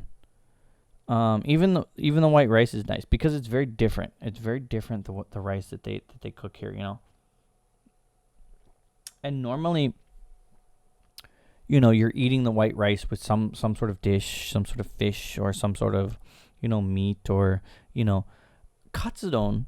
Katsudon is one of my favorite dishes of all times, and it's one of my go-tos. Katsudon. Have you had katsudon? Let me know if you've had katsudon. But like I said, katsudon is one of my favorite is oh yeah, I forgot, Kevin. You have a mountain full of furikake. Andy, have you seen that? Have you seen that? I don't know if it was on stream. Was it on a stream that you showed your furikake collection, or was that a video? I forget. I think it was a stream, but you showed that you had like a gigantic collection of furikake, yeah? It was on Instagram. Yeah, it was on Instagram. I think you mentioned it. You mentioned it in a stream. Yes. And then I was like, I got to see this. And then literally as I was watching the stream, flipped over to the phone and I was like, dang, that was a lot. That was a lot of furikake, like a butt ton. Like that's more than I have. I mean, we always have. Yeah, I don't know why. I don't know why people find yeah, compared to other Asian countries, very mild. You know, if you go to Thailand or Vietnam or Indonesia or the Philippines, I would say comparatively to other Asian foods, you're not wrong there. But, you know, in terms of spices, yeah, but they don't use a lot of the traditional, I guess you could say, Western spices like basil and oregano and fennel and what else? Dill and cilantro and parsley, and you know those spices are not necessarily found in their food. You know, a lot of what salt and pepper goes a long way, yo. Oh, blue dum dee dum da dum dee dum da. My camera died. It's that time of the stream. It's that time of the stream where I ran out of battery. And I pop in a new battery. You know what? I don't mind becoming a blue screen. I'm actually a Smurf. Yeah, I just ran out of battery. And I just have to pop in. Gotta pop in the other one. It's like a little surprise. It's like surprise, and then I get to sing the bloom dum dee dum da dum dee dum da dum dee dum da. I can get like, and I probably should get the little adapter to where, you know, I don't have to worry about that problem. But I've kind of grown accustomed to it. And for sure. All right, guys. Big plans tomorrow, and everyone in the house is sleeping, so I really got to get going. Andy, you need to give me a lesson on OBS. For sure, dude. He gave me some lessons on OBS, for sure. I still need... yeah. The blue screen is a character on my show now, man. It totally is the blue screen. I become Blue Man. I become the Blue Man group. You got to give me pointers on my... Anyway, I'll let you get to bed. I'll talk to you about it later, about my OBS. But yeah, it's 12:30 here. Andy, wait, before you go, are you streaming tomorrow? Are you streaming gaming tomorrow or no? You sent out a tweet about that. And I wasn't sure. I knew you weren't doing your stream last night. But I gotta know. You're not streaming this week. I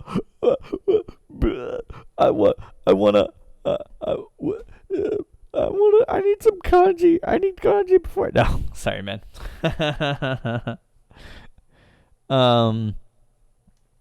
No, Andy's streams are top notch. Very, very good streams. Always enjoyable. So, Kevin, you need to come to more of them. Kevin, no, I'm gonna hang out for a little bit while. I'm off.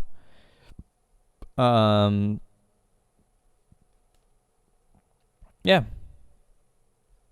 Yeah, you won't have time. Well, that's awesome, man. I'm glad that you have that. So, get to bed. You need the beauty rest. You need to rest the arms, for camera angles and stuff, yeah. I'll be still hanging out for a little bit longer, Kevin. I have this much stream left. I've got this much stream left.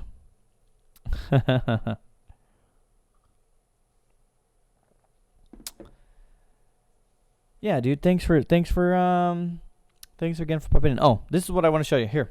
This is what I use to study Japanese.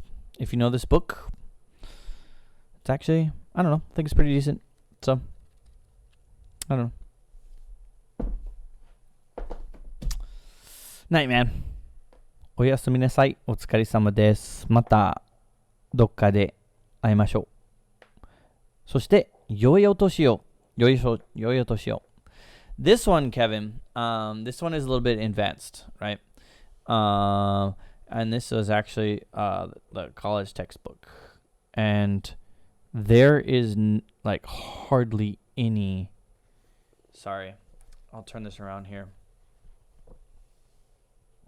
I don't know if you can see it or not. There's literally hardly. There's no English in this book.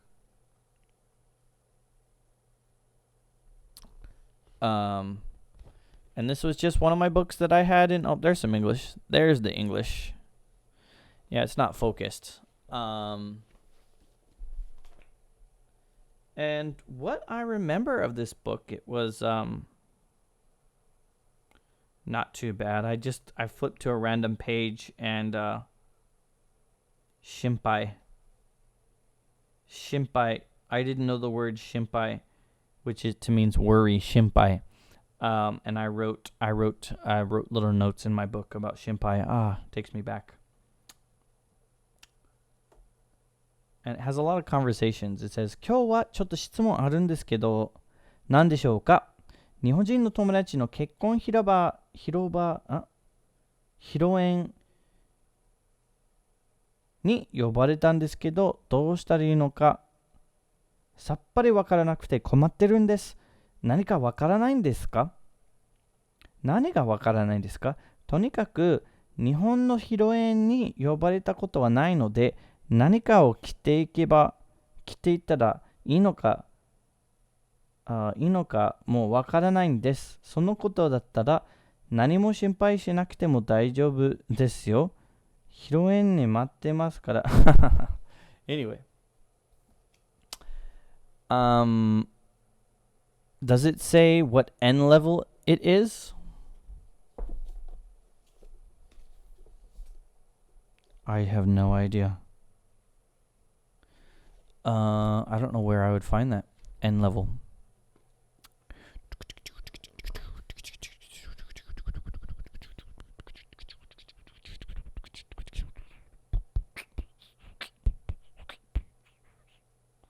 I don't know where I would find that. Like, for me, I've always been one of those guys who's like, I don't care about no N levels. I don't care about them M levels. I don't need someone telling me what my level of Japanese is. Because, honestly, I've never needed them. I've never needed any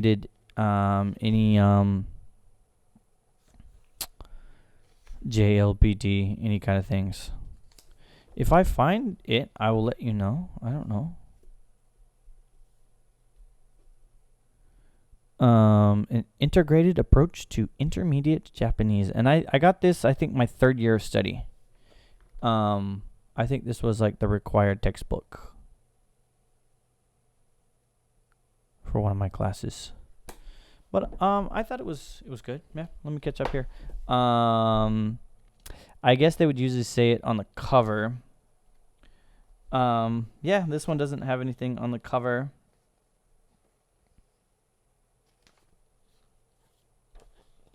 Yeah, nothing on the cover.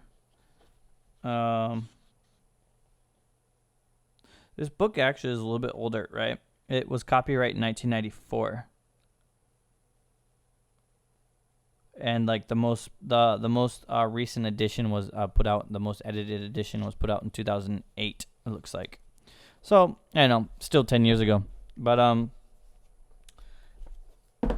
I used a lot of I loved this book for a lot of that, yeah.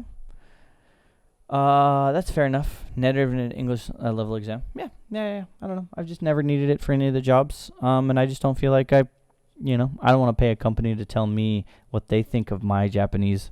I'm comfortable with the level that I'm at, and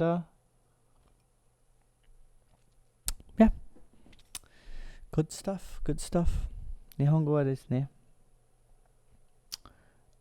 それもちょっと見せたいですね。ちょっと待ってください。ちょっと私がちょっと大事にしてたもの見せたいと思います。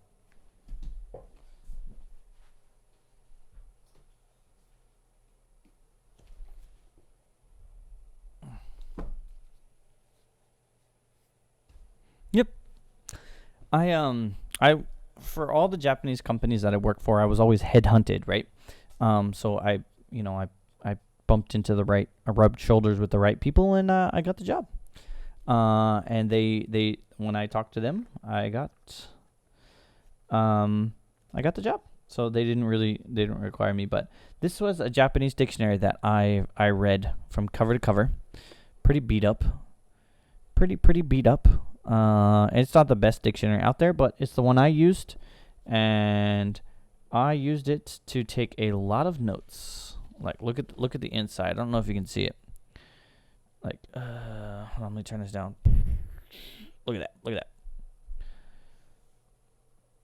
And these are not notes in any form or fashion or anything like that. I just was literally scribbling on it. I think those pages on there, and I think I had a few Japanese friends or whatnot that would write little notes and stuff for me. Have you got beginner resources laying around? No, this dictionary I think is very beginner. This dictionary, actually, I recommend. I enjoyed this dictionary. It was very easy to read. Let me see if I can focus. Here. Like, nakusu. This one's a very good for you. Right here, nakusu. Nakusu. I don't know if you can see the kanji for it. It's kind of hard. But nakusu. Nakusu basically means to lose. You lose something. Saifu nakushita. I lost my wallet, which I actually did that in Japan, and it came back to me. Nakunaru. こっちはすごくいいよ。なくなる。ピーナッツバターがなくなりました。I ran out of peanut butter. なくなる。And also, this is kind of creepy, but なくなる. To die. It also means なくなる, but that's kind of a kind of hard way. Yeah, they focus on they focus here, right? So na, this is nagyo. Here's one right here. Knife, like knife. So basically everything is written in the way you would search for stuff is in hiragana, and then the kanji would be right there, naibu, which means what? Interior? Sure. Yeah. I guess. Oh, this one, Kevin, this is a very good word. This is a very good word you need to know. Naiyo. 内容はすごくいいんですよ。内容はすっごいいい言葉ですよ。内容。That's the kanji for it. I don't know. You can probably not. Can't see it very well. 内緒 secret 秘密 naika, which is basically like naika, which is like kind of a hospital medicine, internal medicine. A lot of the hospitals, they're called naika, Anyway, nayo was that on there? Nayo? Naifu? Nayo aru to shitara nayo nai ka ne? Nayo こっちね。内容。意味は contents。内容。nayo, nayo. Nayo means basically contents. So like, この本の内容。内容。Yes, yes, それそれそれ。一番最後の内容。内容。内容。So, longer one. But nayo basically means the contents of something. Nayo ga wakaranai. So like I don't understand the contents, or contents is, I guess you could say, a literal translation, but contents, nayo means like what, like informally it kind of means what is about, like what is something about. Donna nayo, what is it about basically? その映画の内容は what is in that 本の内容 yeah 本の内容 the contents of the book. It's not necessarily used as table of contents, but it's not used in that kind of okay. I will say with this dictionary that sometimes like the definitions can kind of be very one shot, this equals this, but sometimes that's not all the case, because sometimes there's other different meanings, but I'm gonna turn RoboCop off a little bit here because it's a little bit warm, a little bit orange. I'm gonna turn off RoboCop.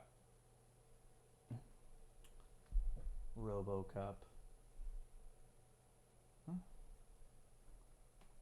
I said off.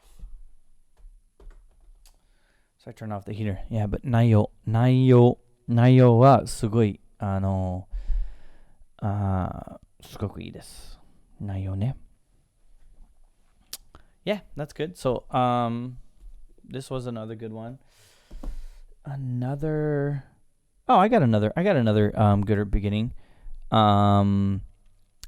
Another good resource for you. Give me a sec here. I'm gonna go over to my bookshelf here. And my bookshelf is really messy right now because my 2-year-old son, he likes to take stuff off. But here, that's my bookshelf. It's got a lot of books and a lot of junk on there, and that's a coat rack and a hat rack. I got one more that might help you, and it's kind of what you talked about. もう本見せてください. Check out my awesome random. Look at my hairdo, because I've been wearing these headphones. Like, I got headphone hair. Like, it like.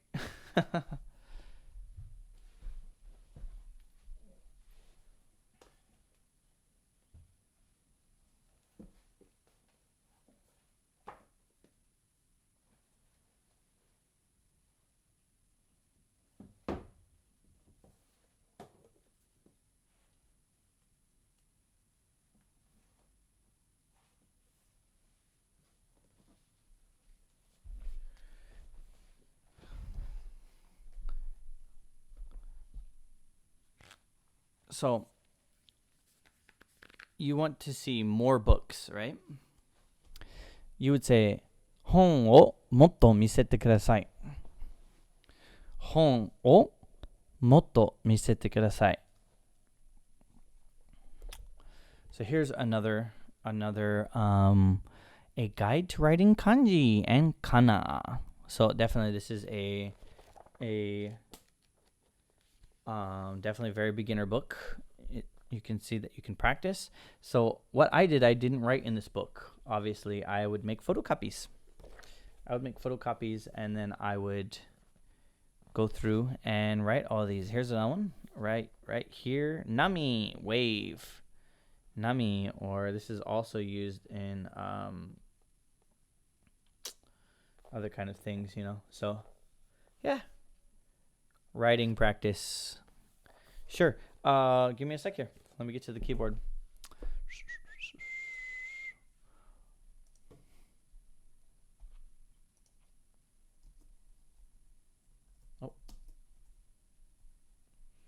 Oh.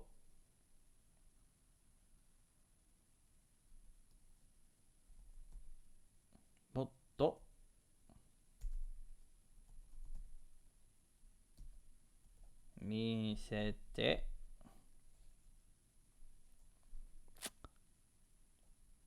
ください。And we'll put ください in kanji. 本をもっと見せてください。Or you could say もっと本。You could drop the O if you want. You could say もっと本見せてください. You can say it this way too, which is a little bit more colloquial, a little bit more casual. もっと本見せてください. I'll make it even more casual. 見せてくれ. So, もっと本見せてくれ. もっと is more. もっと。もっともっと。もっと。I'm pretty sure here. Let's look it up. もっと。Let's see what they say for もっと。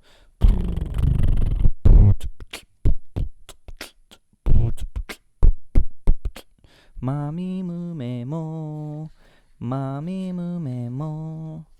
もってもっと right there.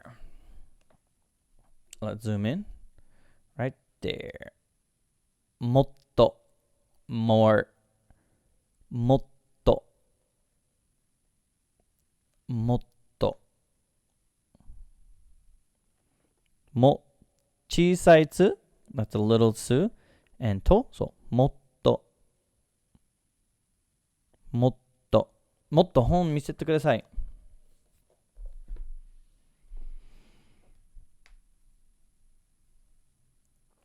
I said も because I've been taught the phrase もう大きいサイズがありますか？もうまあそれ、間違ってもないんですけど僕は多分もう大きいもっと大きいサイズがありますか？もっと大きいサイズありますか？の方がちょっと聞きやすい。So for me, it's easier to hear. It's easier for me to hear. もっと大きいサイズがありますか？もっと大きい。Dude.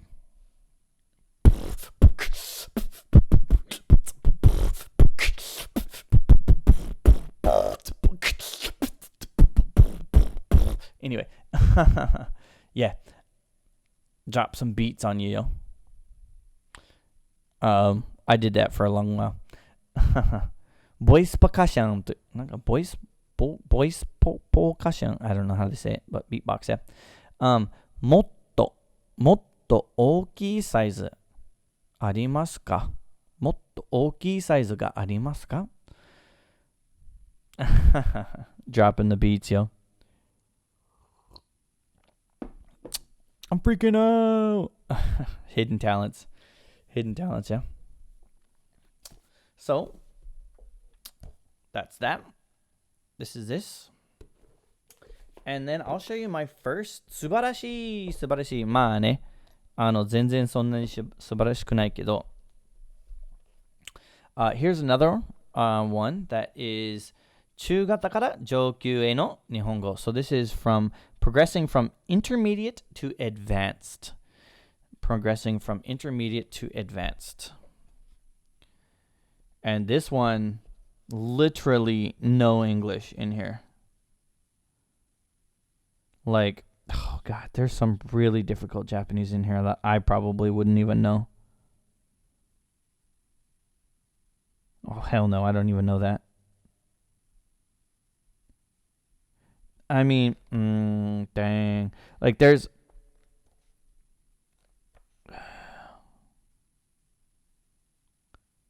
I can get the gist of, like, okay, this one. Check it out. 読んでみよう, which basically means let's try and read, right? Check this out, Kevin.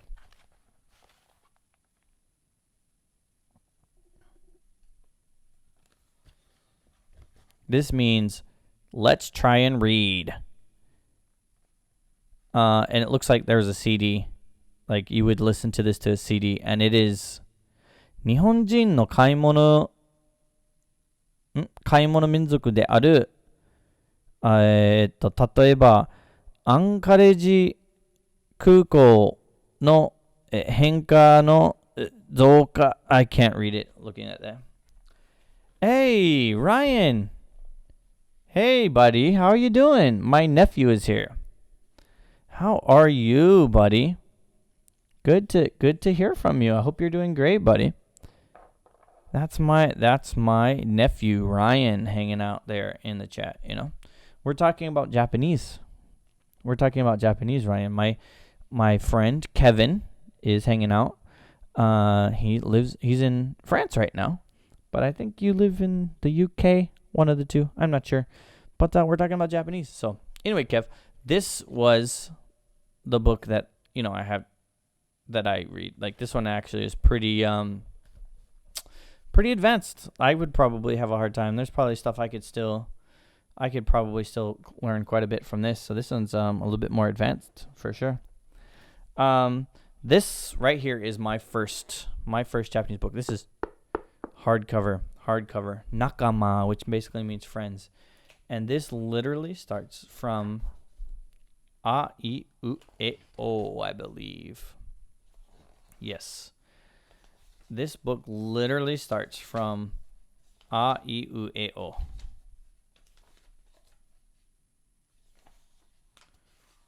Yep. So this was my first Japanese book. Sorry.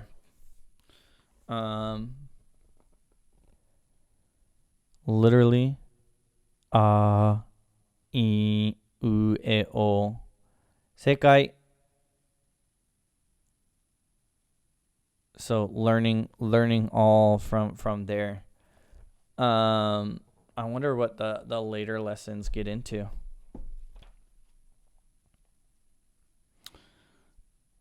But this was like the core of, they have some pronunciation guides. Expressing desire. 私はコーヒーが飲みたいです。私は来年日本に行きたいです。山田さんは新しい車を買いたかったんです。買いたがってます。So he wants to buy a new car. Resume there. 正解. I'm in Paris. I live in Brighton, UK. Good stuff. April Fools だし。独立記念日 Independence Day 祇園祭り背景 Halloween. So this book, I think actually this book would be on point for you, Nakama. Like I think this would be a very good textbook, I think, for you, Kevin. The earlier lessons might not be, let me see, Nakama by Makino, Hatasa and Hatasa.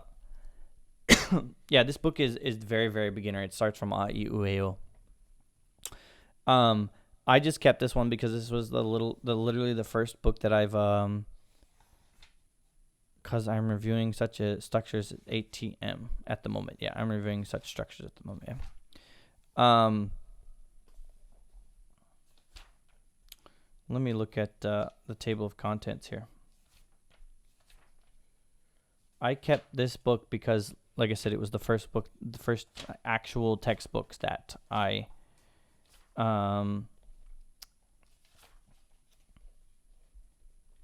hiragana. That's chapter 1. Chapter 2 covers aisatsu and jiko shokai. Number 3, Japanese houses. Chapter 3.5 jumps into katakana. Number 4, Nihon no machi to daigaku. So, Japanese towns, buildings, and colleges, which is kind of interesting. Learning how to describe common places, such as using adjectives, affirmative and negative forms, and totemo and ammari, referring to things mentioned immediately before, using nouns and adjectives and whatnot. So that's chapter 4. Chapter 5 was Mainichi no seikatsu, your daily routine. what you do in your daily routine. Chapter 5. Chapter 6 was Mainichi no Seikatsu Part 2. So following that. Chapter 7 was Sukina koto. Sukina koto, sukina mono. So what do you like? Things that you like. Chapter 8 was Kaimono, shopping. Number 9 was Restauranto Shoutai. So restaurants and invitations. Chapter 10 was Watashi no kazoku, my family. So introducing your family. Chapter 11 was Omoide, expressing your memories and thoughts. Chapter 12, I believe that's the last chapter, which it is Kenko, which is health. Talking about health, physical symptoms, health, things one does and doesn't do when he or she is sick. Describing degrees of sickness or injury and expressing concern. So I think a very, very good book. I thought it was good. It's probably not perfect. There's probably has its flaws, but I remember learning a lot from this book. So here's a good beginner book for you. I hope that's good, yeah. How are you doing, Ryan? How you been, buddy? Where are you watching from? From your mom's house?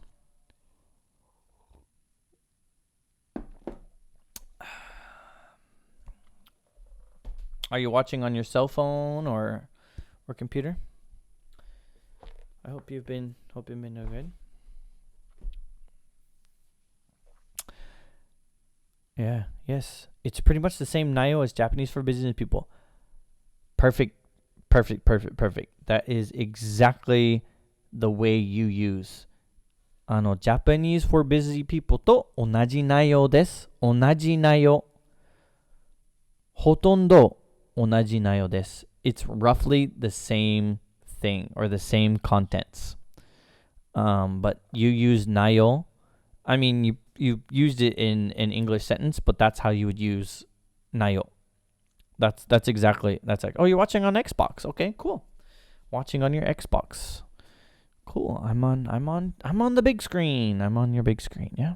Cool, man.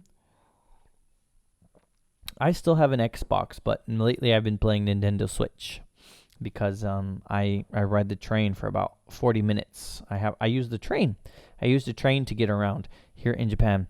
And yeah.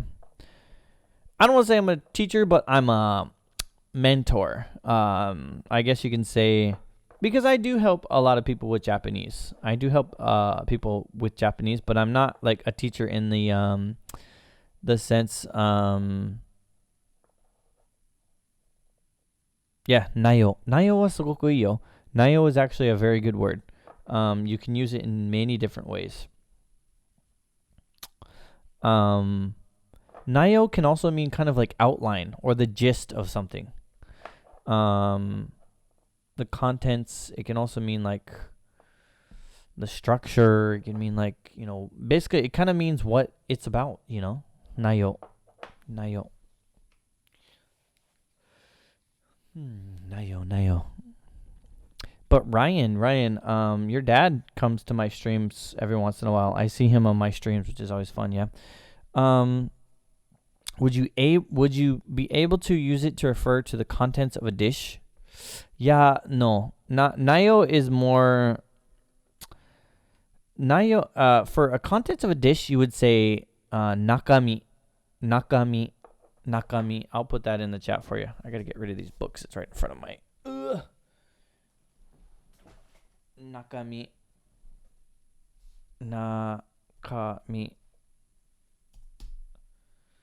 I think that's the right kanji. I apologize if it's wrong. Hold on, I gotta double check my nakami. But I feel like nakami you wouldn't even write. Maybe nakami. Nayo is more of not really a physical thing. Yeah. Nakami, that's the right one. Interior, substance, filling. Let me see what I'm using my phone here just because it's smarter than me. I call it my smarter than me phone. It's a smartphone, but it's a smarter than me phone, yeah?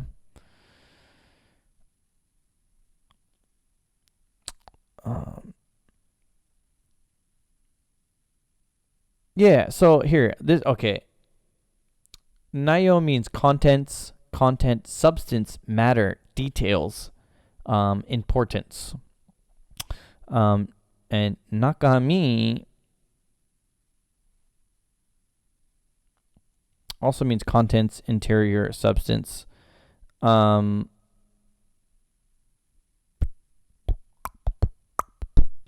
Anyway. What's the that part? That is the me. That's me. Naka is the middle.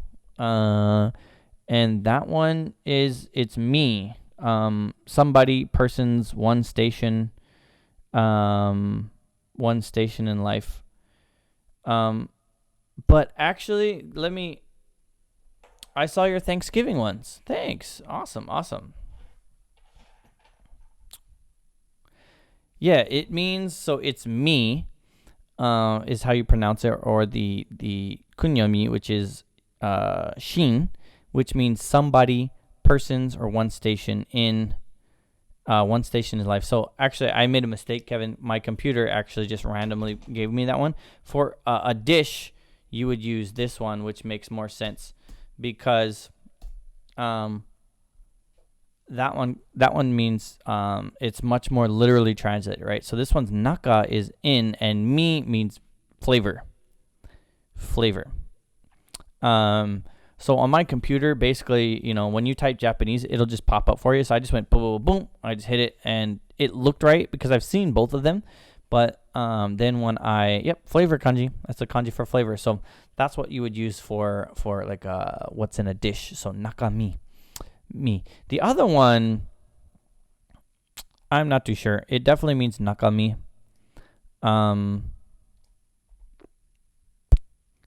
Yeah, can't explain that too much, but I wouldn't worry about the other nakami because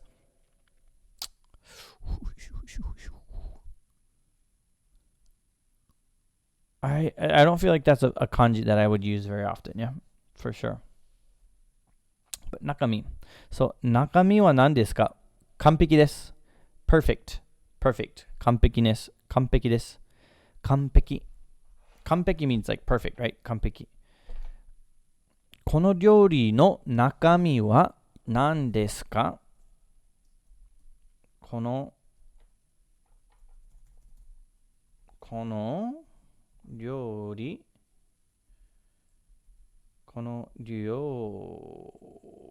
理の中身は何ですか？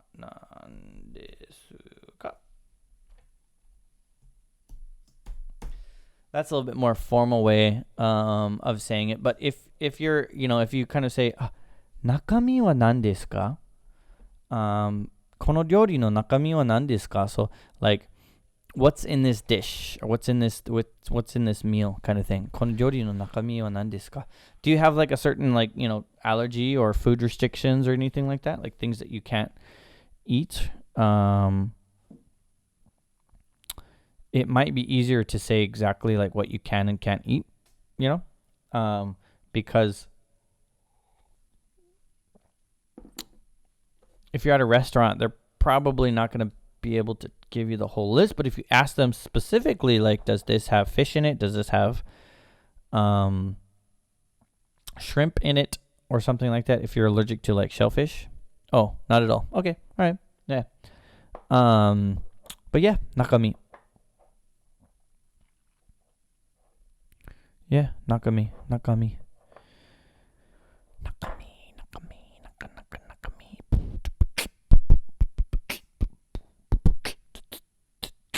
Yeah, good stuff. Nakami. ぜひぜひ、何でも大丈夫です。何でも大丈夫。Do you know that sentence? 何でも大丈夫です。Oh, I just can't take spicy hot food, so I'm like, すみません。辛い食べ物はちょっと。You can say 苦手苦手わかりますか？苦手。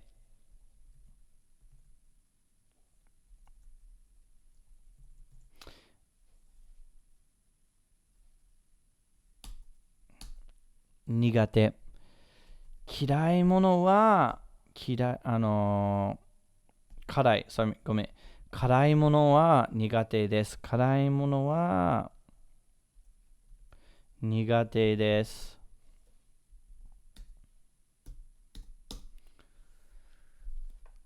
それすごく、まあ、普通の、辛い食べ物はちょっと。So instead of saying, and you can actually say like this, 辛い, you can probably, written 辛いものは苦手です。僕ね、辛いもの苦手ですよ。So it's like, I can't eat spicy stuff. Like I'm bad at spicy is basically what you say.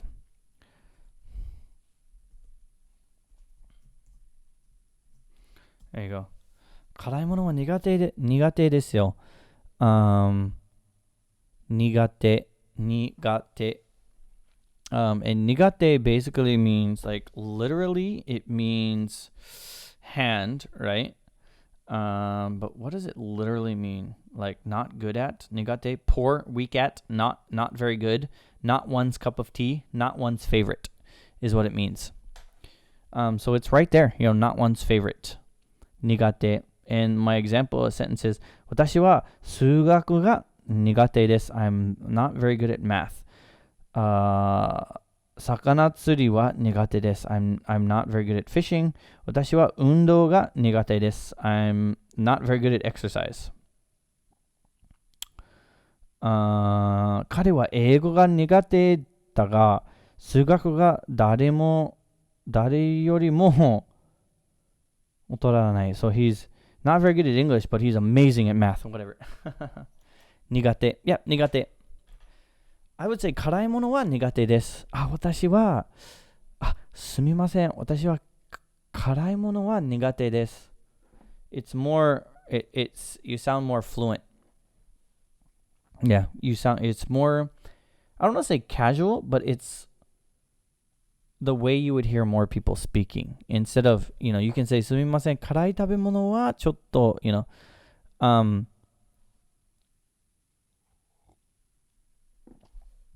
or you can say 辛いのは苦手です。You can even shorten it. 辛いのは苦手です。辛いのは苦手。辛いのは苦手。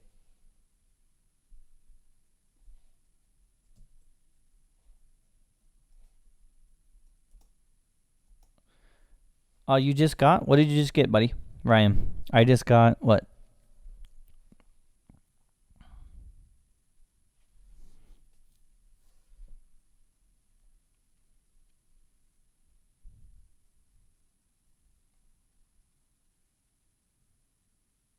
It wouldn't sound weird. No, not at all.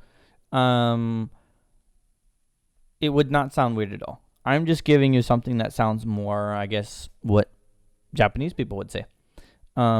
Because すみませんが辛い食べ物はちょっと、全然、Japanese people, they might say that. It's just a choice of words. But I would say a more casual and more of a more colloquial way of saying it would be that. I just got the phone with grandma or your mother and she told me to tell you hi. Oh, okay. Thanks. You just talked to ma. You talked to our ma, talked to my ma and your grandma. That's good. You should have told her to come to my live stream. That's good. I hope mom's doing good. Yeah, if I said I'm always interested in how people might perceive what you say. So, like I said, what I said earlier, like what you said is completely not wrong. It's completely totally fine. It's just a choice of words, how you would say it. And if you said, 私はちょっと辛いものがちょっと苦手です, But you can also use 苦手 for other sentences, like, 私はバスケが苦手です. I'm bad at basketball. Or, 私はあの人が苦手です. Like, I'm not good at that person, meaning like I don't like that person. Like, I can't deal with that person. Like, あの人はちょっと苦手です. あのタイプは苦手です. Like, I'm not good at hanging out with that kind of person. Like, I can't hang out with that kind of personality, あのタイプはちょっと苦手です. Like, I'm not into that type. I can't do it, I could also say 辛いものは危ないですよ.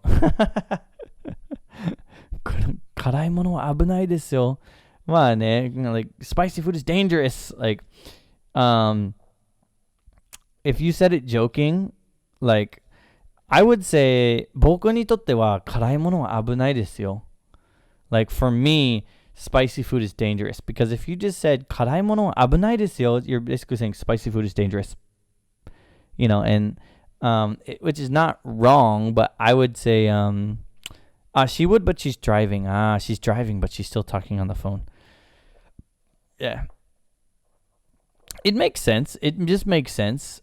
But I would say 僕はね、辛いものが危ないです. It doesn't not make sense, but you'd have to have, just a hint there, like 僕には辛いものが危ないです. I guess it's the delivery. It's the delivery of it, 僕はね、辛いものは危ないです.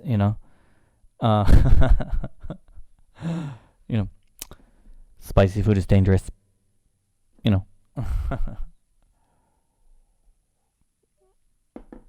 Keep it coming, man. Like, I'll just give you, kind of the more non-textbook way of saying something. Because I've immersed myself in this language for the past 15 years. It's a part of my every single day life, I become 俺辛いもの食べると危ないですよ. Yeah. 私辛いもの食べると危なくなるんですよ. Like, when I eat a danger to myself, okay, a danger to myself, that gets hard. That gets hard. 俺辛いものを食べると自分にとって危なくなる. I don't know. We're just getting so convoluted right here. I don't even know. Like, yeah.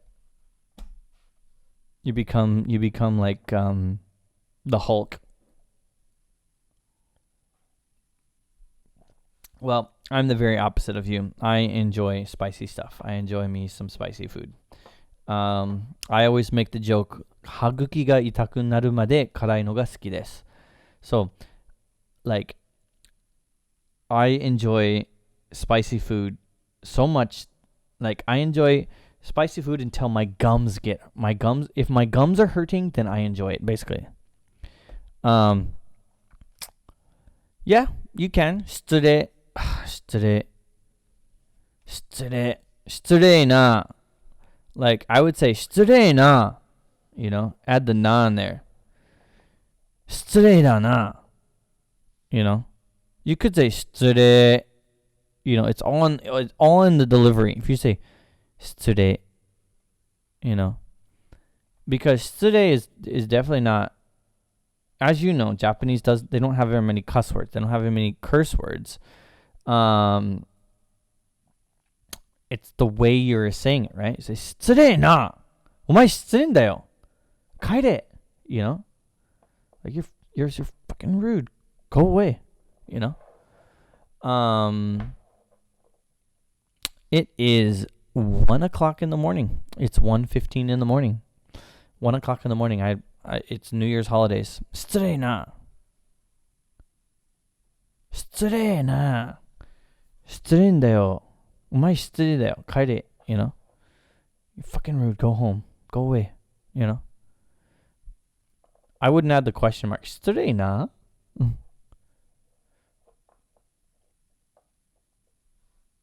Sorry. But yeah, 失礼.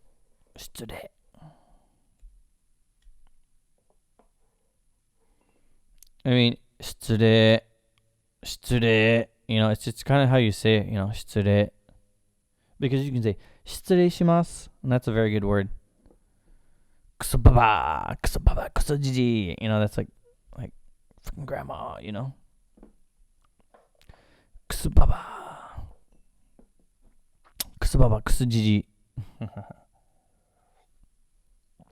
クソタレ. Kusotare is kind of like bastard, you know. Kusotare.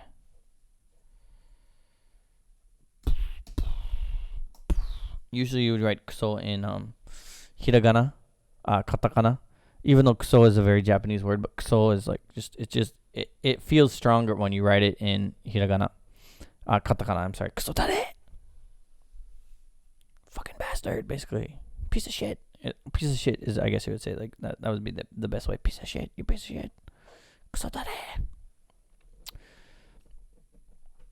Yeah, kusobaba, kusojiji. Baba is just basically like kind of like old woman. Like you're just calling someone a shitty grandma, you know.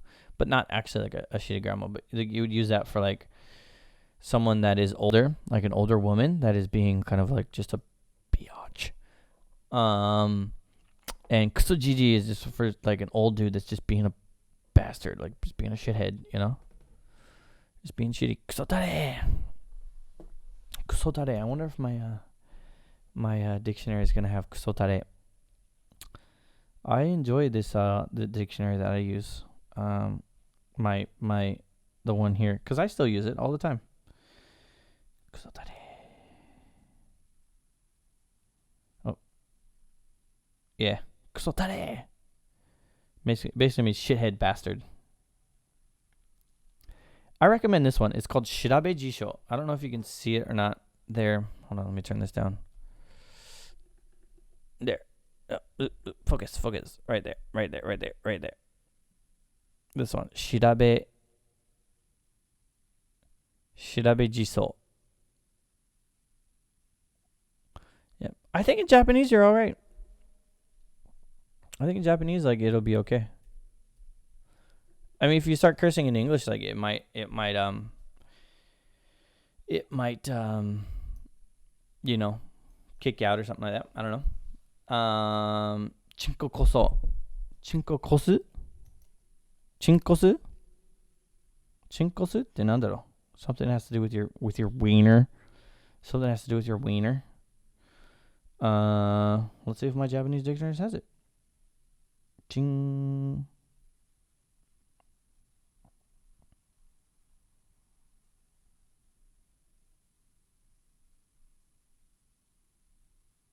Yeah, I don't know. It filters out the Japanese? I don't know. Does it? Chinkosu? Chinkasu? Oh. Chinkasu. Schmegma. Dick cheese. Literally, I don't know if you can see it. Like, and then I gotta turn this down. Can you see it? No, you probably can't see it. Let me see it. Zoom in. Penile smegma dick cheese.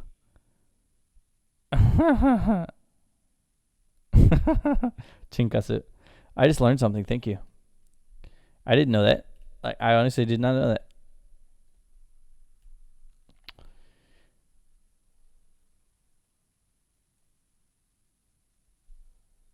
It's in there. I'm telling you, man, you got to get this dictionary. Shirabe Jisho is like, it's like the best. Shirabe Jisho. And it's kind of got that little mark there that I showed you. Shirabe Jisho.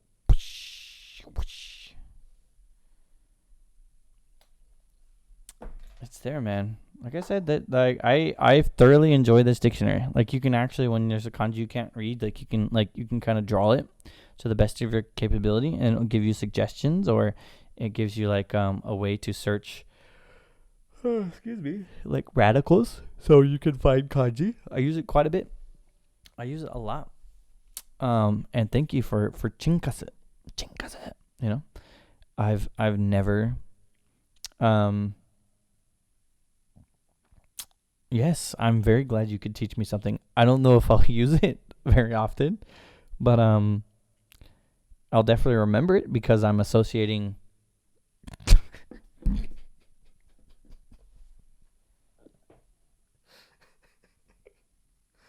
Sorry, I just.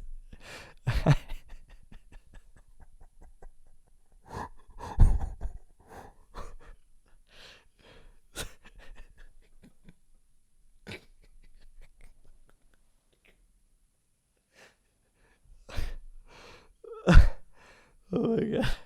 I was literally about to say that. I always like to try to.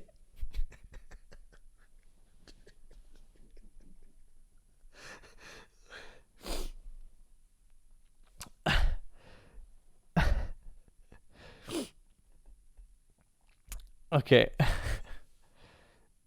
I was gonna say that.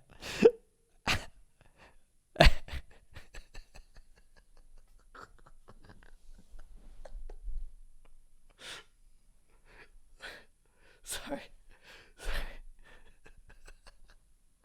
Oh my god. I was gonna try to say like associate. I was gonna associate this word with you so I could remember it.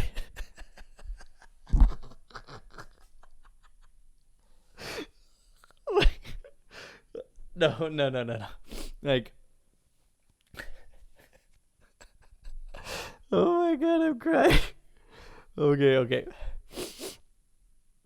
So, like you said, like, I'm glad I could teach you something, right? I'm like, yeah, like I'm glad you could teach me something too. Now I will associate, this word with chinkasu with you, so I won't forget it. And then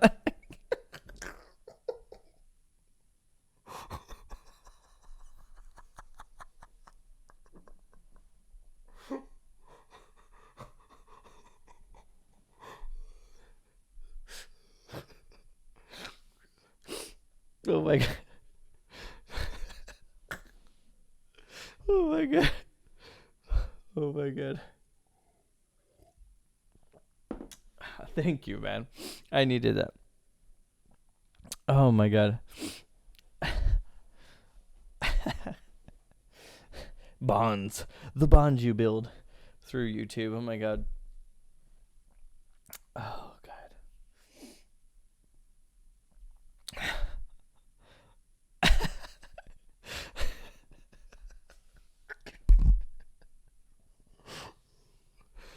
Oh my god. I needed that. I needed a ridiculous laugh like that. I haven't had a crazy crack up like, oh yeah, I met this guy Kevin. It reminds me of Dick Smack now. Oh my god. I'm very glad that you could teach me that word, and there's no way that I'm gonna forget it now because I had this ridiculous crack up session. And this is how language should be. This is how people should learn languages. It should be just an amazing time, and you're cracking up and having such an amazing time with it. And I don't care what language you're learning, Language should be a positive, fun, exciting, new thing. Think about it as cracking a code, and you'll be doing it. So this is the way I study language, and learning stuff like this. Even from beginners, you can still learn stuff, And I mentioned it before, like one of my best experiences, right, was when I taught Japanese to middle school kids at like a summer camp in the United States, right?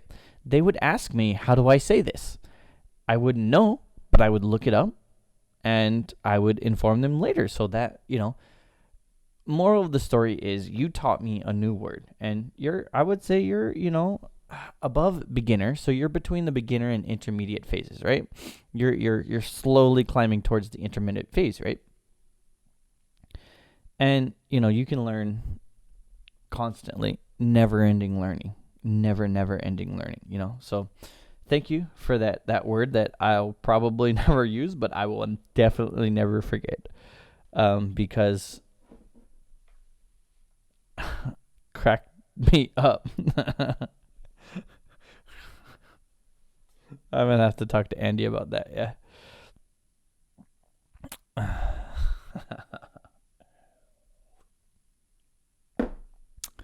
Anyway, that was hilarious. That really got me going there. Like, just cracked me up. Maybe it was the alcohol. You didn't come in. For sure, man. It's 1:30 in the morning here, so I'll probably be shutting this down after a little while. But thanks again, Kevin. It's always a blast when you come. And I'm glad I could share a little bit with you, and I'm glad you could definitely share that. Have you ever visited Kyushu? My friend Crazy Miryux, I live in Kyushu. I live in Fukuoka. Thanks again, Kev. We'll definitely catch you again later. I'll probably be here. Yeah. Why do you ask, Crazy? Mediokas? Mediokas? I don't know. Have you visited Kyushu? I live in Fukuoka. I live in Kyushu. If you're familiar with Kyushu.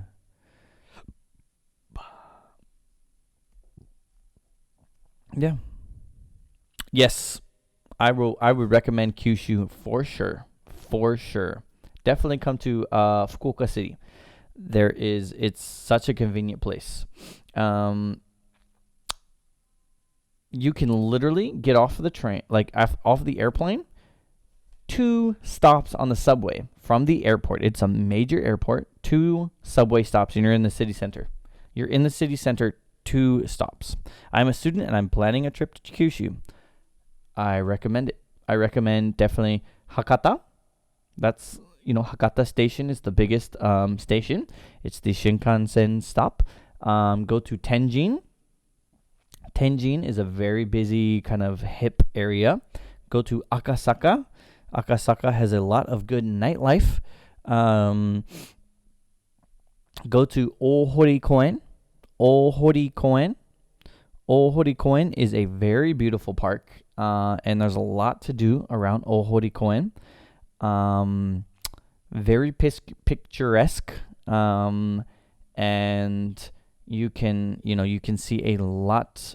It's very good for Instagram, taking a lot of photos, and I don't want to say for Instagram, but for personal photos. You can take very, very beautiful photos in a very beautiful park, very big, beautiful park there. You should go to Dazaifu. Dazaifu has a lot of beautiful temples, and actually Dazaifu is known for being the temple to go and pray at if you're a student. It is a temple that is supposed to give you good fortune in your studies. Many students travel here even from Tokyo, even from Hokkaido, even from Okinawa. They all come to Fukuoka to go to Dazaifu to pray for good luck on their entrance exams to high school, entrance exams to college. So definitely. Crazy. Where are you from? Let me know. And any questions you have about Fukuoka and Kyushu. Well, I'm telling you about Fukuoka, right? Kyushu has, many different prefectures for sure. Oita is amazing. Go to Beppu. Beppu has the most onsen, the highest concentration of onsen in Japan. Like, it literally has the most onsen in the smallest amount of area. And if you enjoy onsen, that's awesome. If you don't enjoy onsen, Beppu still has a lot to offer, and Beppu is beautiful, and I recommend it. Nagasaki, very lots of culture in Nagasaki. Lots of fun things to do in Nagasaki. Saga, again, Saga, very traditional kind of Japan. Lots of beautiful nature in Saga. Kumamoto, again, very fun. Kumamoto has a lot of very interesting sights and scenes to see. Aso Farms is in Kumamoto. I recommend that. Kagoshima, very famous for Sakurajima. Sakurajima is active volcano in the southern part, and also very beautiful beaches and snorkeling. So yeah, let me know, crazy mediocas, medicos. I don't know. Anything you want to know about Kyushu, I got you. What about sunk pass? Should a person buy it? Sunk pass. Are you saying Shinkansen pass? I'm not sure what a sunk pass is. SUNK pass. Sunk pass. Yeah. If it's a rail pass, Shinkansen pass? No. What's a sunk pass? I don't know what a sunk pass is. Maybe I'm not informed. SUNK pass. Oh, this is a bus pass. You know what? Do you live in Japan? If you live in Japan already, I'd say no. Northern Kyushu pass. Nah. I don't know. Those and Southern Kyushu pass. Maybe. I don't have it, and I live here. No, you don't live in Japan. Okay. I was gonna say, if you live in Japan, right? You get the IC card. You know, basically it's an IC card, but it is a card that you can travel. Basically, you put money on it and you can travel. You know, you just beep, you get on the bus, and beep, you get off the bus. Beep, you get on the train. Beep, you get off the train. Beep, you get on the subway. Beep, you get off the subway. Some taxis you can use the IC card, which is basically like a card. And if you want, you know, just let me know. I can go get my card, and you can see my card, my IC cards that I use. But I would say that you would not need a sunk pass. You know, it's yeah, you'll be fine without it. I didn't even know what it is. Yeah. I drink all my alcoholic beverage for sure. So you're just visiting. So I would imagine you're visiting Japan, right? And you're planning on going to many different places. Taiki, Ohio. It's 1 a.m. there. And you're still streaming. Yes, I'm still streaming because it is holidays. Tell me more about accommodations. So what kind of accommodations are you looking for? There's lots of guest houses, a lot of hostels that I would recommend in Fukuoka. One of my good friends, actually, he is from Taiwan, and he runs his own hostel. It's called Tabiji Hostel. I highly recommend that to a lot of people because he's a cool dude. His hostel is really nice, and it's in the city center. Hostels are very good. In Beppu, I stayed in a very nice hostel in Beppu. I enjoyed it. I forget what it's called, but you can find a lot of good accommodations, hostels and stuff like that.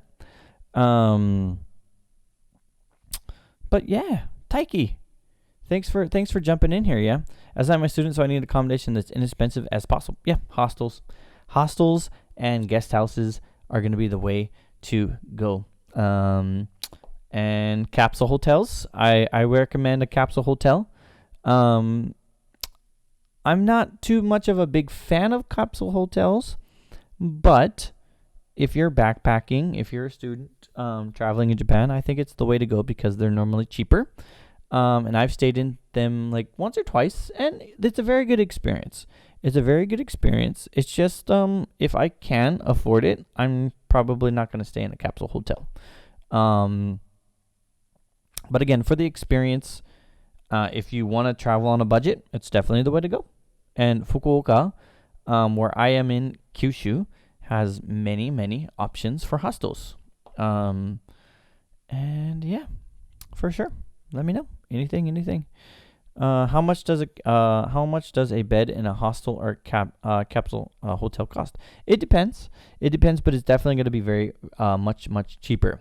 you can probably find as cheap as, $20. Nissan, $20, or you can probably even find cheaper. You can probably find $15 for a night, saying go yen.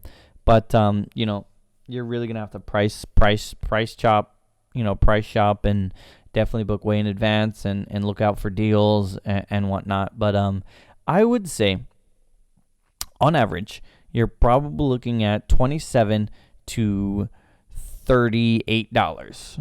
$40, 50 at the max. You're not going to get any much higher unless how much Japanese yen.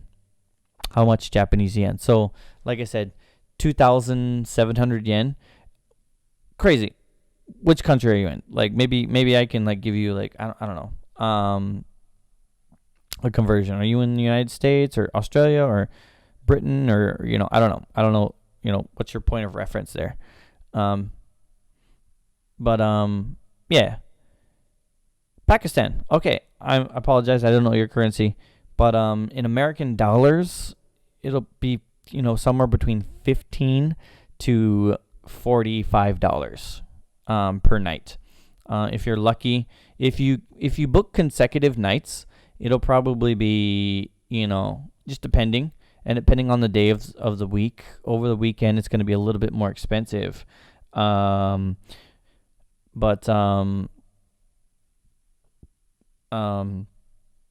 for sure you can find deals. But you can probably find rooms for $20 a night. Excuse me, sorry. I had a little bit of hiccups there, kind of little things there, for sure. Yeah. What else you want to know about Kyushu? I got you for days on Kyushu. I live here, yeah. Foods. I love foods. Sushi. Obviously, sushi is very good. Definitely try donburi, which is basically kind of the rice bowl. Do you have any eating restrictions? Like if you're Muslim, in Japan, as you may know, they love their pork products. So I would say, just definitely ask if you can't eat any pork products. But they have a lot of chicken stuff. A lot of chicken. Yeah, you do. So, yeah, you do eat pork, or you don't eat pork. I don't know. I'm not sure what that is. But if you have food restrictions, if you can't eat certain foods, definitely pork. Japan. Hello, Alex1. Oh, no, you don't. Okay, all right, good. Alex1, da. What's up, man? I like that. Da.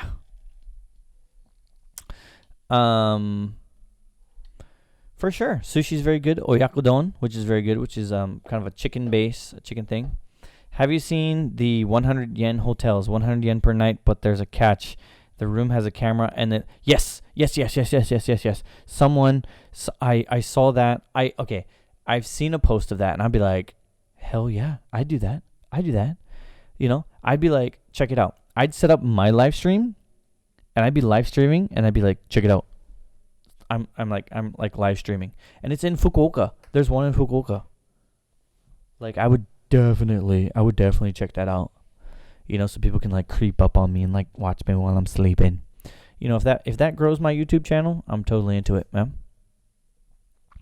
What other Japanese foods are good? Okonomiyaki. Okonomiyaki is very good. In Fukuoka, in Kyushu, they have motsunabe, but motsunabe is pork. So I'm still not clear if you can eat pork or not. I don't know. Whatever. But motsunabe is very good. Ramen is very good. You can get ramen anywhere. Curry rice. They have Japanese curry. Definitely very good. They have a very famous ramen place called Ichiran Ramen. That Ichiran Ramen, basically it's like you give your own little booth, your own little cubicle to eat your own ramen, and you don't see any employees, only maybe someone at the very front to kind of show you where to sit. But other than that, you don't see any other employees. It's all kind of boothed off, and they have like a little like tray that or it's not even like a little tray, but they have like this little curtain that they open, and they say "Hai dozo, hai da da da." They say whatever you ordered, and they push it in there, and all you see is that person's hands. You don't see who they are. Yeah. And Taiki PH says yakisoba pan oishii. I love me some yakisoba pan, but I will say, I go for curry pan. I go for curry pan for days. I love me a curry pan. It's my guilty pleasure.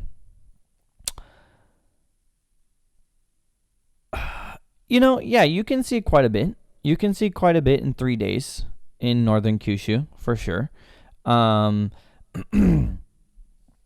You can see quite a bit, but, me living in Kyushu, living in northern Kyushu, living in Fukuoka, you could spend a whole week here. You could spend 10 days here, and there's just so much to do.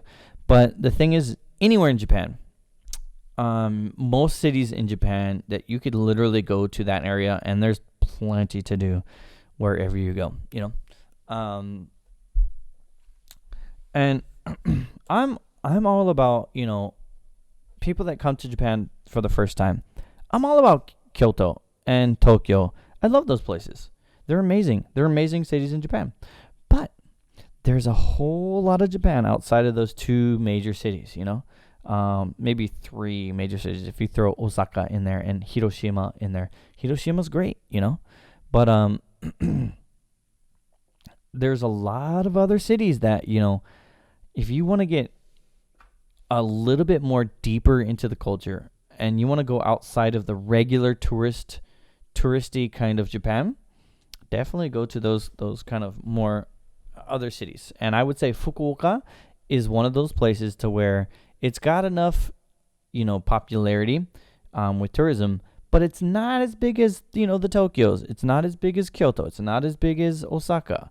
But it still has a lot of fun things to offer, lots of good culture.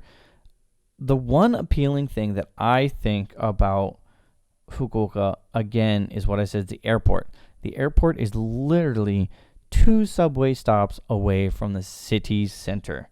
It's none of this Narita stuff where you got to take, an expensive 45, close to an hour. If you're going by bus, almost an hour and a half, maybe 2 hour long bus ride to the airport, In Fukuoka, simple.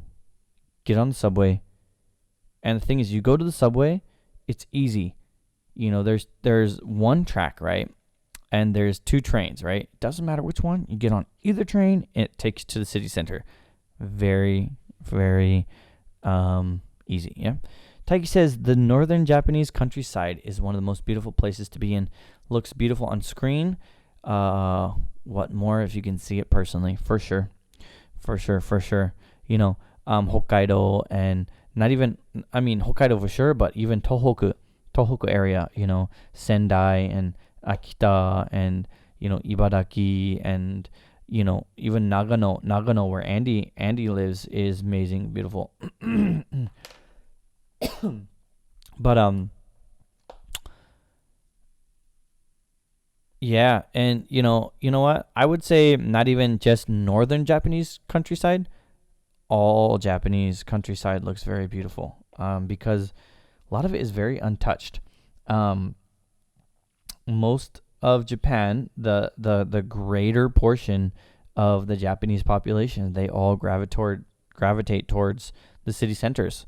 So the country is kind of, I don't want to say abandoned, but I would say it's more untouched. It's beautiful, raw nature at its finest. It's beautiful, So I definitely agree there. I was born and raised in the countryside in the United States. So I'm a country boy at heart.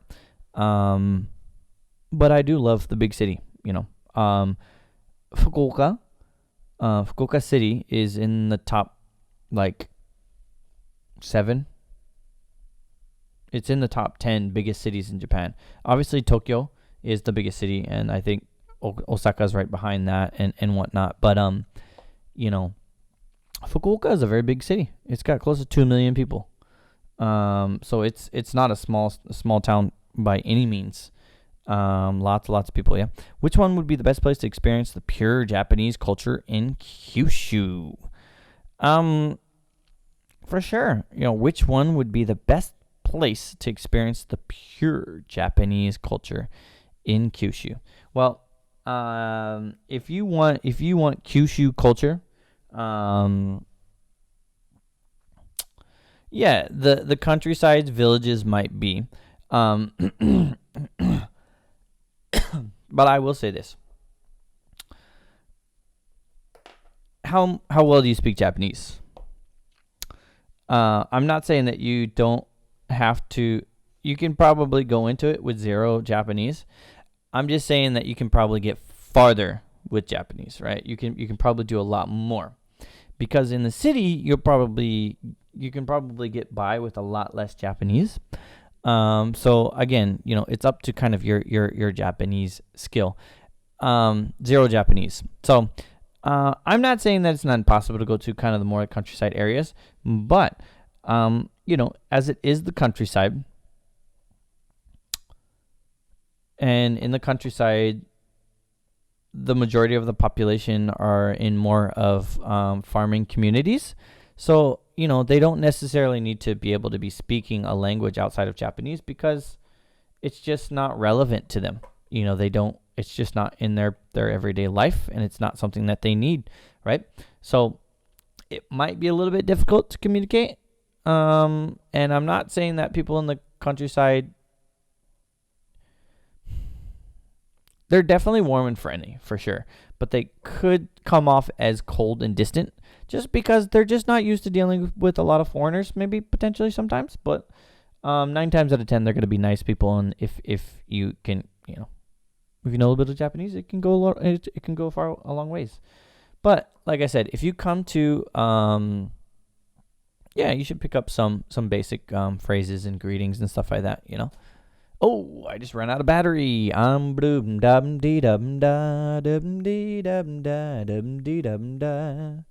So when I run out of battery, this is what happens, guys. I turn into a blue screen. And then I pop in a battery. And I'm back. This is my old battery.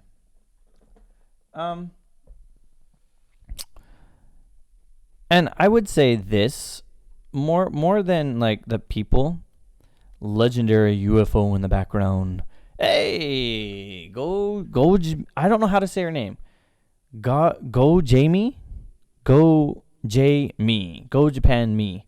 Thanks for coming to the stream, man. I enjoy your humor on your videos. We were talking about Osaka earlier. Yeah, I just on my live stream I run out of battery and I become blue. Go why me? Go why me?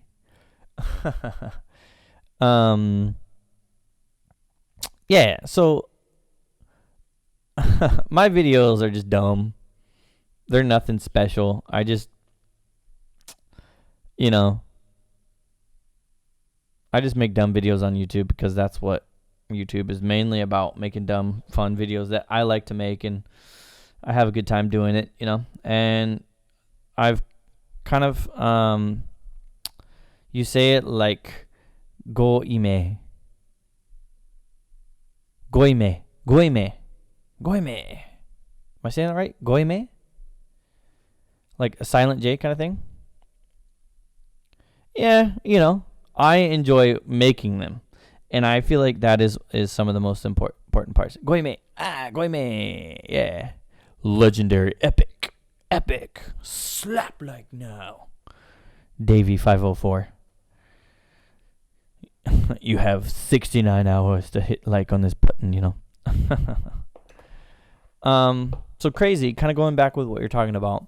So using Japanese in the villages might be one thing, but like to even get to a little bit farther, like villages out there, it'll be kind of a little bit difficult, because you have to be able to know how to navigate and which buses, which trains to get on and off at, and to be able to get to those places and to get back from those places. So it could be kind of hard. Yeah. Taiki P says, is it snowing there currently? No. In Kyushu, it was very warm today. I would say, I don't know how hot it got, but it was very warm. I was okay with just a hoodie, and I just have one shirt on. I just have just this one like thin, and this is like a polyester, kind of like a workout, like gym. I designed this logo. This is my logo for a summer camp here in Japan. I designed it. You can't quite see, but it says Global Leader 2018, and the O in global is a globe. So anyway, but yeah, no, it was actually very nice and warm here in Kyushu. Because I'm more south, and I'm a little bit further south than Goimi, but it looks like Go-J-Me, but Goime, I'm saying it right, Goime. Who is in Osaka. And Osaka is a fun place in Japan, and I recommend it a lot because it's a fun, crazy, lots of fun. Yeah, no, I designed, so the first time I designed this logo, right, was in 2017. So I designed it for a company, and they paid me a little bit of money. I think originally for the design, I think I charged them like maybe close to Nimaen, so about $200 for the original design. And then the next year they said, we need a logo for 2018 for the summer camp. It's like a summer camp where smart kids gather and whatnot. And they make shirts, and 2018 we needed a logo. I was like, okay, yeah, I can do that. I need 3,000 yen for a design fee. And all I did was change the 7 to an 8. And then again, they did it for 2019. I was like, oh yeah, it's going to be 3,000 yen because, the design and, I got to rework some stuff and whatever. So it's great. Yeah. Haha, almost. It's nice. Osaka is crazy. Yeah. Come here and drink. Just had, some kushikatsu today. Oh, I love kushikatsu. I love me some kushikatsu. I want me some kushikatsu. I love it, yeah. Do you work with designing things in Japan? So, no, I don't work in design, but I do freelance design. So I just kind of take odd jobs whenever somebody needs some design. I was like, what kind of design do you need? Like somebody talks about, I need design. I'm like, well, what kind of design do you need? And if it's something that, I feel I can do, it feels like I can challenge myself to do, then I say, hey, this is what I can charge. This is what I can do for you. I show them some things that I've designed, and yeah, I wonder if, I have a couple other designs that have made it on the t-shirts. You know you're a designer if your design is made on a t-shirt. But I've designed a couple different things. I did a couple logos for a few things. I did some brochures. I did pamphlet or two. And I also do photography. So all these photos, you probably can't see them that well, but I don't know. Here, I'll try to zoom in. This is a wide angle lens, and I don't know if it's gonna. It's just gonna try to focus right on the corner of my chair there, but all those pictures in the background, those are all mine, original photos, and the ones over there, it's always backwards. These are all my photos. So basically, I teach English at an international school. I'm an English teacher at an international school. But I make YouTube. I do design work. I do photography. Yeah. Is there always a festival in Japan during the New Year? Sorry.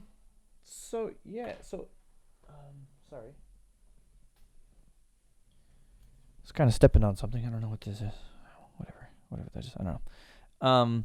Is there always a festival in Japan during New Year? So yeah, there are lots of festivals I wouldn't say it's I'm not going to say that there's not festivals, but it doesn't feel like a festival, right? It's not like summer festival. Not like oh my god. 白人男性の肉いい便器となり、美瑛系白人ハーフを包む外国人、包む西人じゃ、huh? You got a lot going on there. I'm about to Google translate all that, but yeah, 白人男性の肉に便器となり、BK 白人ハーフを頼むなんちゃらなんちゃら I'm pretty good at Japanese, but that's pretty whack. I don't know what you got going on there. But thanks for the comment. I like it, Great. Let's see what good old Google Translate says there. I feel like you got a lot of going on there. I don't know what you're going for there.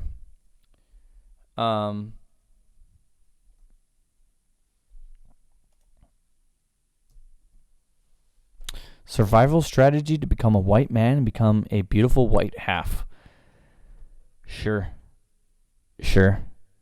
白人男性の肉いI don't know となり BK 白人ハーフの生むことの製造戦略 Yeah, the main reason why anyway, got a lot going on there, man. I dig it though. Cool, man. You can do it. LOL. I don't know. I've never had to really read a sentence. Even in English, it says survival strategy to become a white man and become a beautiful white half. That's just not necessarily something you would come across. If that's totally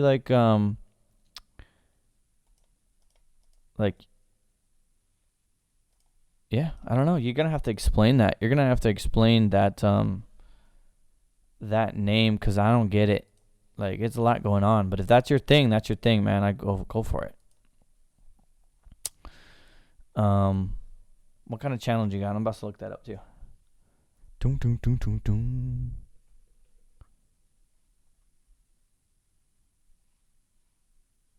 I don't know.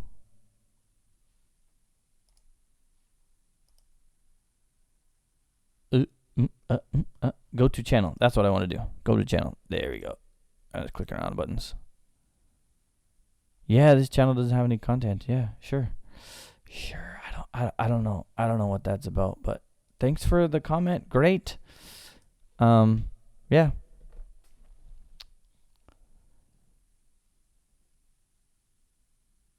Yeah, right? I just don't know. You definitely need to be a ninja to decipher that. I don't know.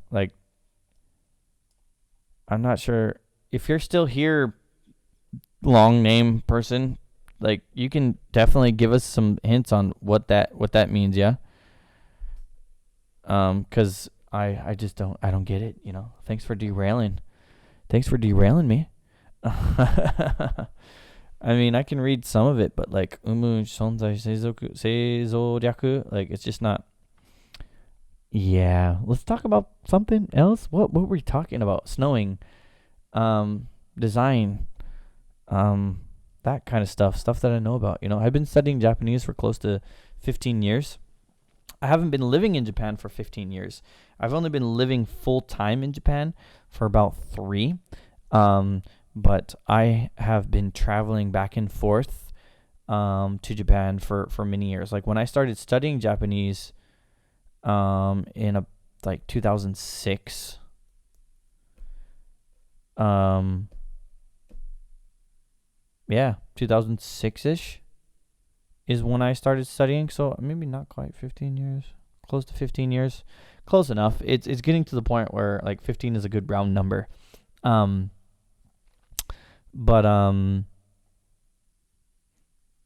yeah, there's you can't know it all. I'm gonna be learning Japanese till the day I die. Did you have the KFC Christmas dinner? Well, not KFC, but I did eat Christmas chicken. But yeah, that's definitely a thing here. The KFC Christmas dinner. And I've done it many times.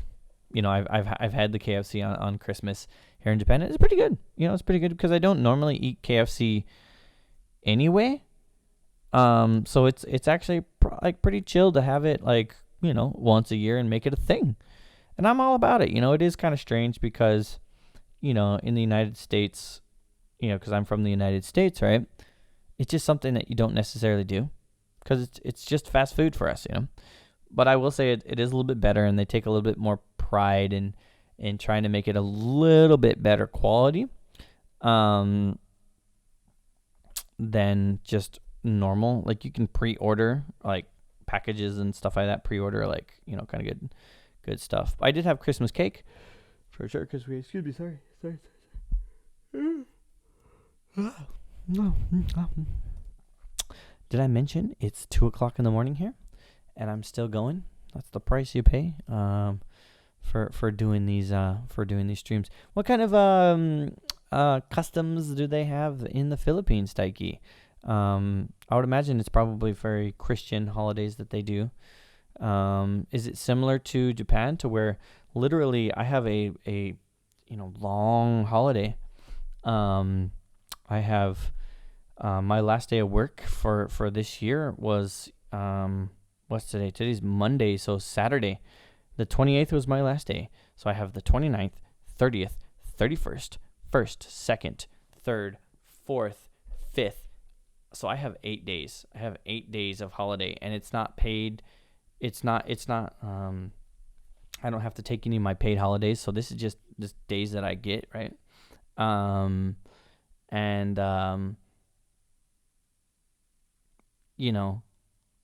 I don't have to use my paid holiday. I can use my paid holiday some other time, yeah? Goemi says, IKEA. IKEA. In America, we say IKEA. In Japan, they say IKEA. Save me. Ate some Swedish Xmas dinner, although they had some fried chicken with it as well. Yeah, I think McDonald's, KFC, Burger is all better here, at least than most of Europe. Yeah, I think they do try to they do it better. What it boils down to is that it is still crappy fast food. And so I got into an argument with a guy, right? Who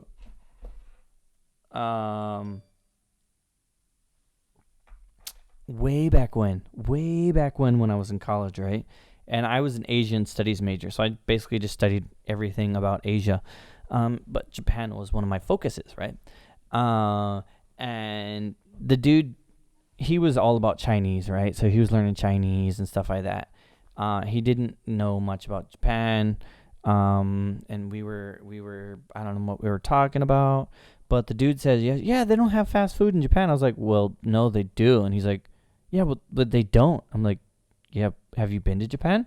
And he's like, no, I haven't, but I just know that there's like not much like fast food. And I'm like, well, I've been to Japan and there's fast food. Dude was just like, yeah, well, they don't eat as much as America. I was like, well, yes, but there's plenty of fast food, and Japan has lots and lots of fast food. And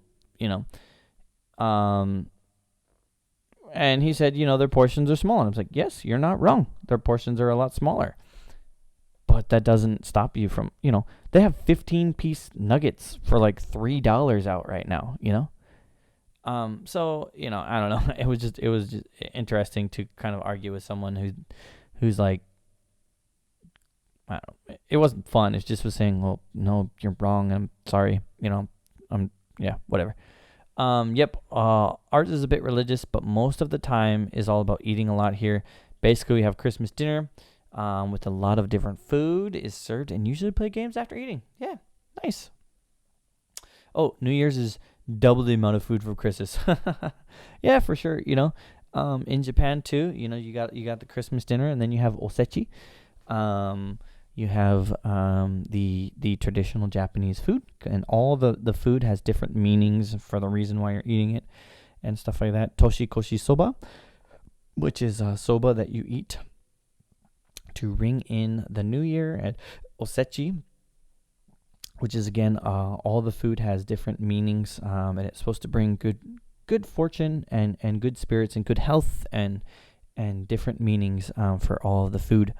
So yeah, lots and lots of different foods. I love me some osechi, and we'll be going to my wife's parents' house, who are Japanese, to enjoy a lot of that on the New Year, on the 1st, or tomorrow night, New Year's Eve, maybe not. I don't know. She's in charge. I just follow like the obedient boy that I am. Yeah. Good stuff. Yeah. And again, I enjoy New Year's in Japan way more than I enjoy New Year's in the United States, because, again, the amount of time that I get off, and it's not extra time. It's not like I have to take time off. In the United States, like, I don't know. I haven't, been there in a while, but I'm pretty sure people probably get, the 31st and the 1st off, but they're back to work and school, and not school, but back to work on the 2nd, I think. But like I said, I finished my last day of work was on the 28th. And then I have from the 29th till the 6th. I go back to work on the 6th of January off. That's 8 days where I don't got to think about work. Well, I kind of actually do. I have some side projects I got to do some work on. But yeah. Is it true, Taiki PH says, is it true that on Valentine's Day, every candy or chocolate has a meaning when it's given to the one you like? All right, well, I'm not sure if every single chocolate or candy has some sort of meaning, but if you're familiar with Japanese Valentine's Day, it is the very opposite than the traditional Western Valentine's Day, in that in the West, where I come from, that men usually would give women gifts, or chocolates, in that kind of binary, that kind of relationship, like I would say heterosexual relationships, male and female kind of relationships, to where it would be expected of the man to give the presents and flowers and take his date out for a wonderful night. In Japan, it's very much the opposite, to where women, girls, will give gifts, chocolates, cookies, candies, to men that they like, or boys that they like. It's very opposite. There's no obligation for men to give gifts to women. I think more and more, men are starting to give more gifts and stuff like that. Like I get my wife, because I'm American. I'm gonna get my wife something, but it's one of those things to where, women would give chocolates or candies or gifts to the men that they, to the men that they like. And then exactly 1 month later, on March, because, as we all know, Valentine's Day is on February 14th. On March 14th, they have a kind of second Valentine's Day. It's called White Day. And that is the day where the men would reciprocate the gifts. They would give the gift back, not the exact gift, but they would give gifts back, different gifts back, to show that to consummate that they like that person, like potentially, like if it's a very obvious way, a very blatant way to say, I'm giving you a gift, I like you, so what's up, for the women, right? And then, I guess the 1 month later is the day that you would reciprocate that gift and give it back and say, what's up? Like, I guess to make it kind of official kind of thing. So it's White Day. Look up White Day in Japan. Sorry. I'm yawning. It could be because it is 2 o'clock in the morning. It's 2 o'clock in the morning, and I probably got to turn this stream off sometime soon, because if I don't, the wife is going to say, you were streaming too late at night. My wife is super cool. She's super chill, but she's a wife. That's what she's got to do, And I have a 2-year-old son that is awesome, but man, my son, he's 2. He's got a lot of energy. He's going to run circles around me if I'm super tired tomorrow, yeah? Men get 1 month to choose between what girl to take. Yeah, basically, yeah. If you get multiple gifts, like you can kind of pick and choose there, yeah. Yep, it's New Year's later. You need to Nemu, yeah. All right, guys, thanks again. This is Come to Japan, the channel that wants you to come to Japan. My name is Dan. Thanks again for Japan. That's my whole spiel, yeah. But again, my whole thing with this channel is that I want this channel to grow large enough with likes, comments, and subscribes, views, to get it to be a big channel, to where that one day that this channel can bring someone to Japan for free, because I enjoy Japan and I want to crowdsource, because I'm not looking to make YouTube my career. It'd be awesome if it could support me, but that's a totally different thing. But the first goal of this channel is to make revenue to where this channel itself can sponsor bringing someone to Japan, right? And part of that is I want to sponsor bringing other bigger YouTubers. I want this channel to pay for other bigger YouTuber channels, YouTube content creators, to come to Japan, come onto my channel, to where I kind of have like an interview, reaction, game show, travel-y, vloggy kind of show, to bring those bigger YouTubes over, collaborate, do a fun video, and they bring their following to the Come to Japan channel to make this channel bigger, so I can give back to other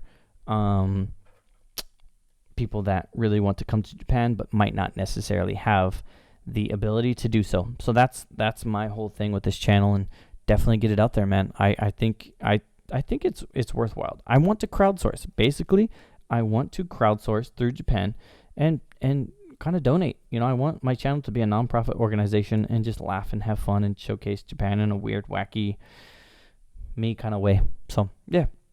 Go ahead, mate. Take care. I'm off to play Apex. I have to play some video games. Man. Fully support you. Would be amazing to see a collab with Chris from abroad in Japan someday. I'd love to do that. And he's came to Kyushu quite a bit, and he's seen some of my tweets.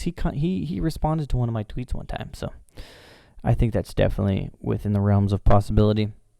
One day, someday, we'll help make it happen. So, all right, guys, thanks again. Again, this is Come to Japan, the channel that wants you to come to Japan. My name is Ken, and we'll check you out on the next. Mata ne, おやすみなさい, and yo yo to shi yo. Bye bye.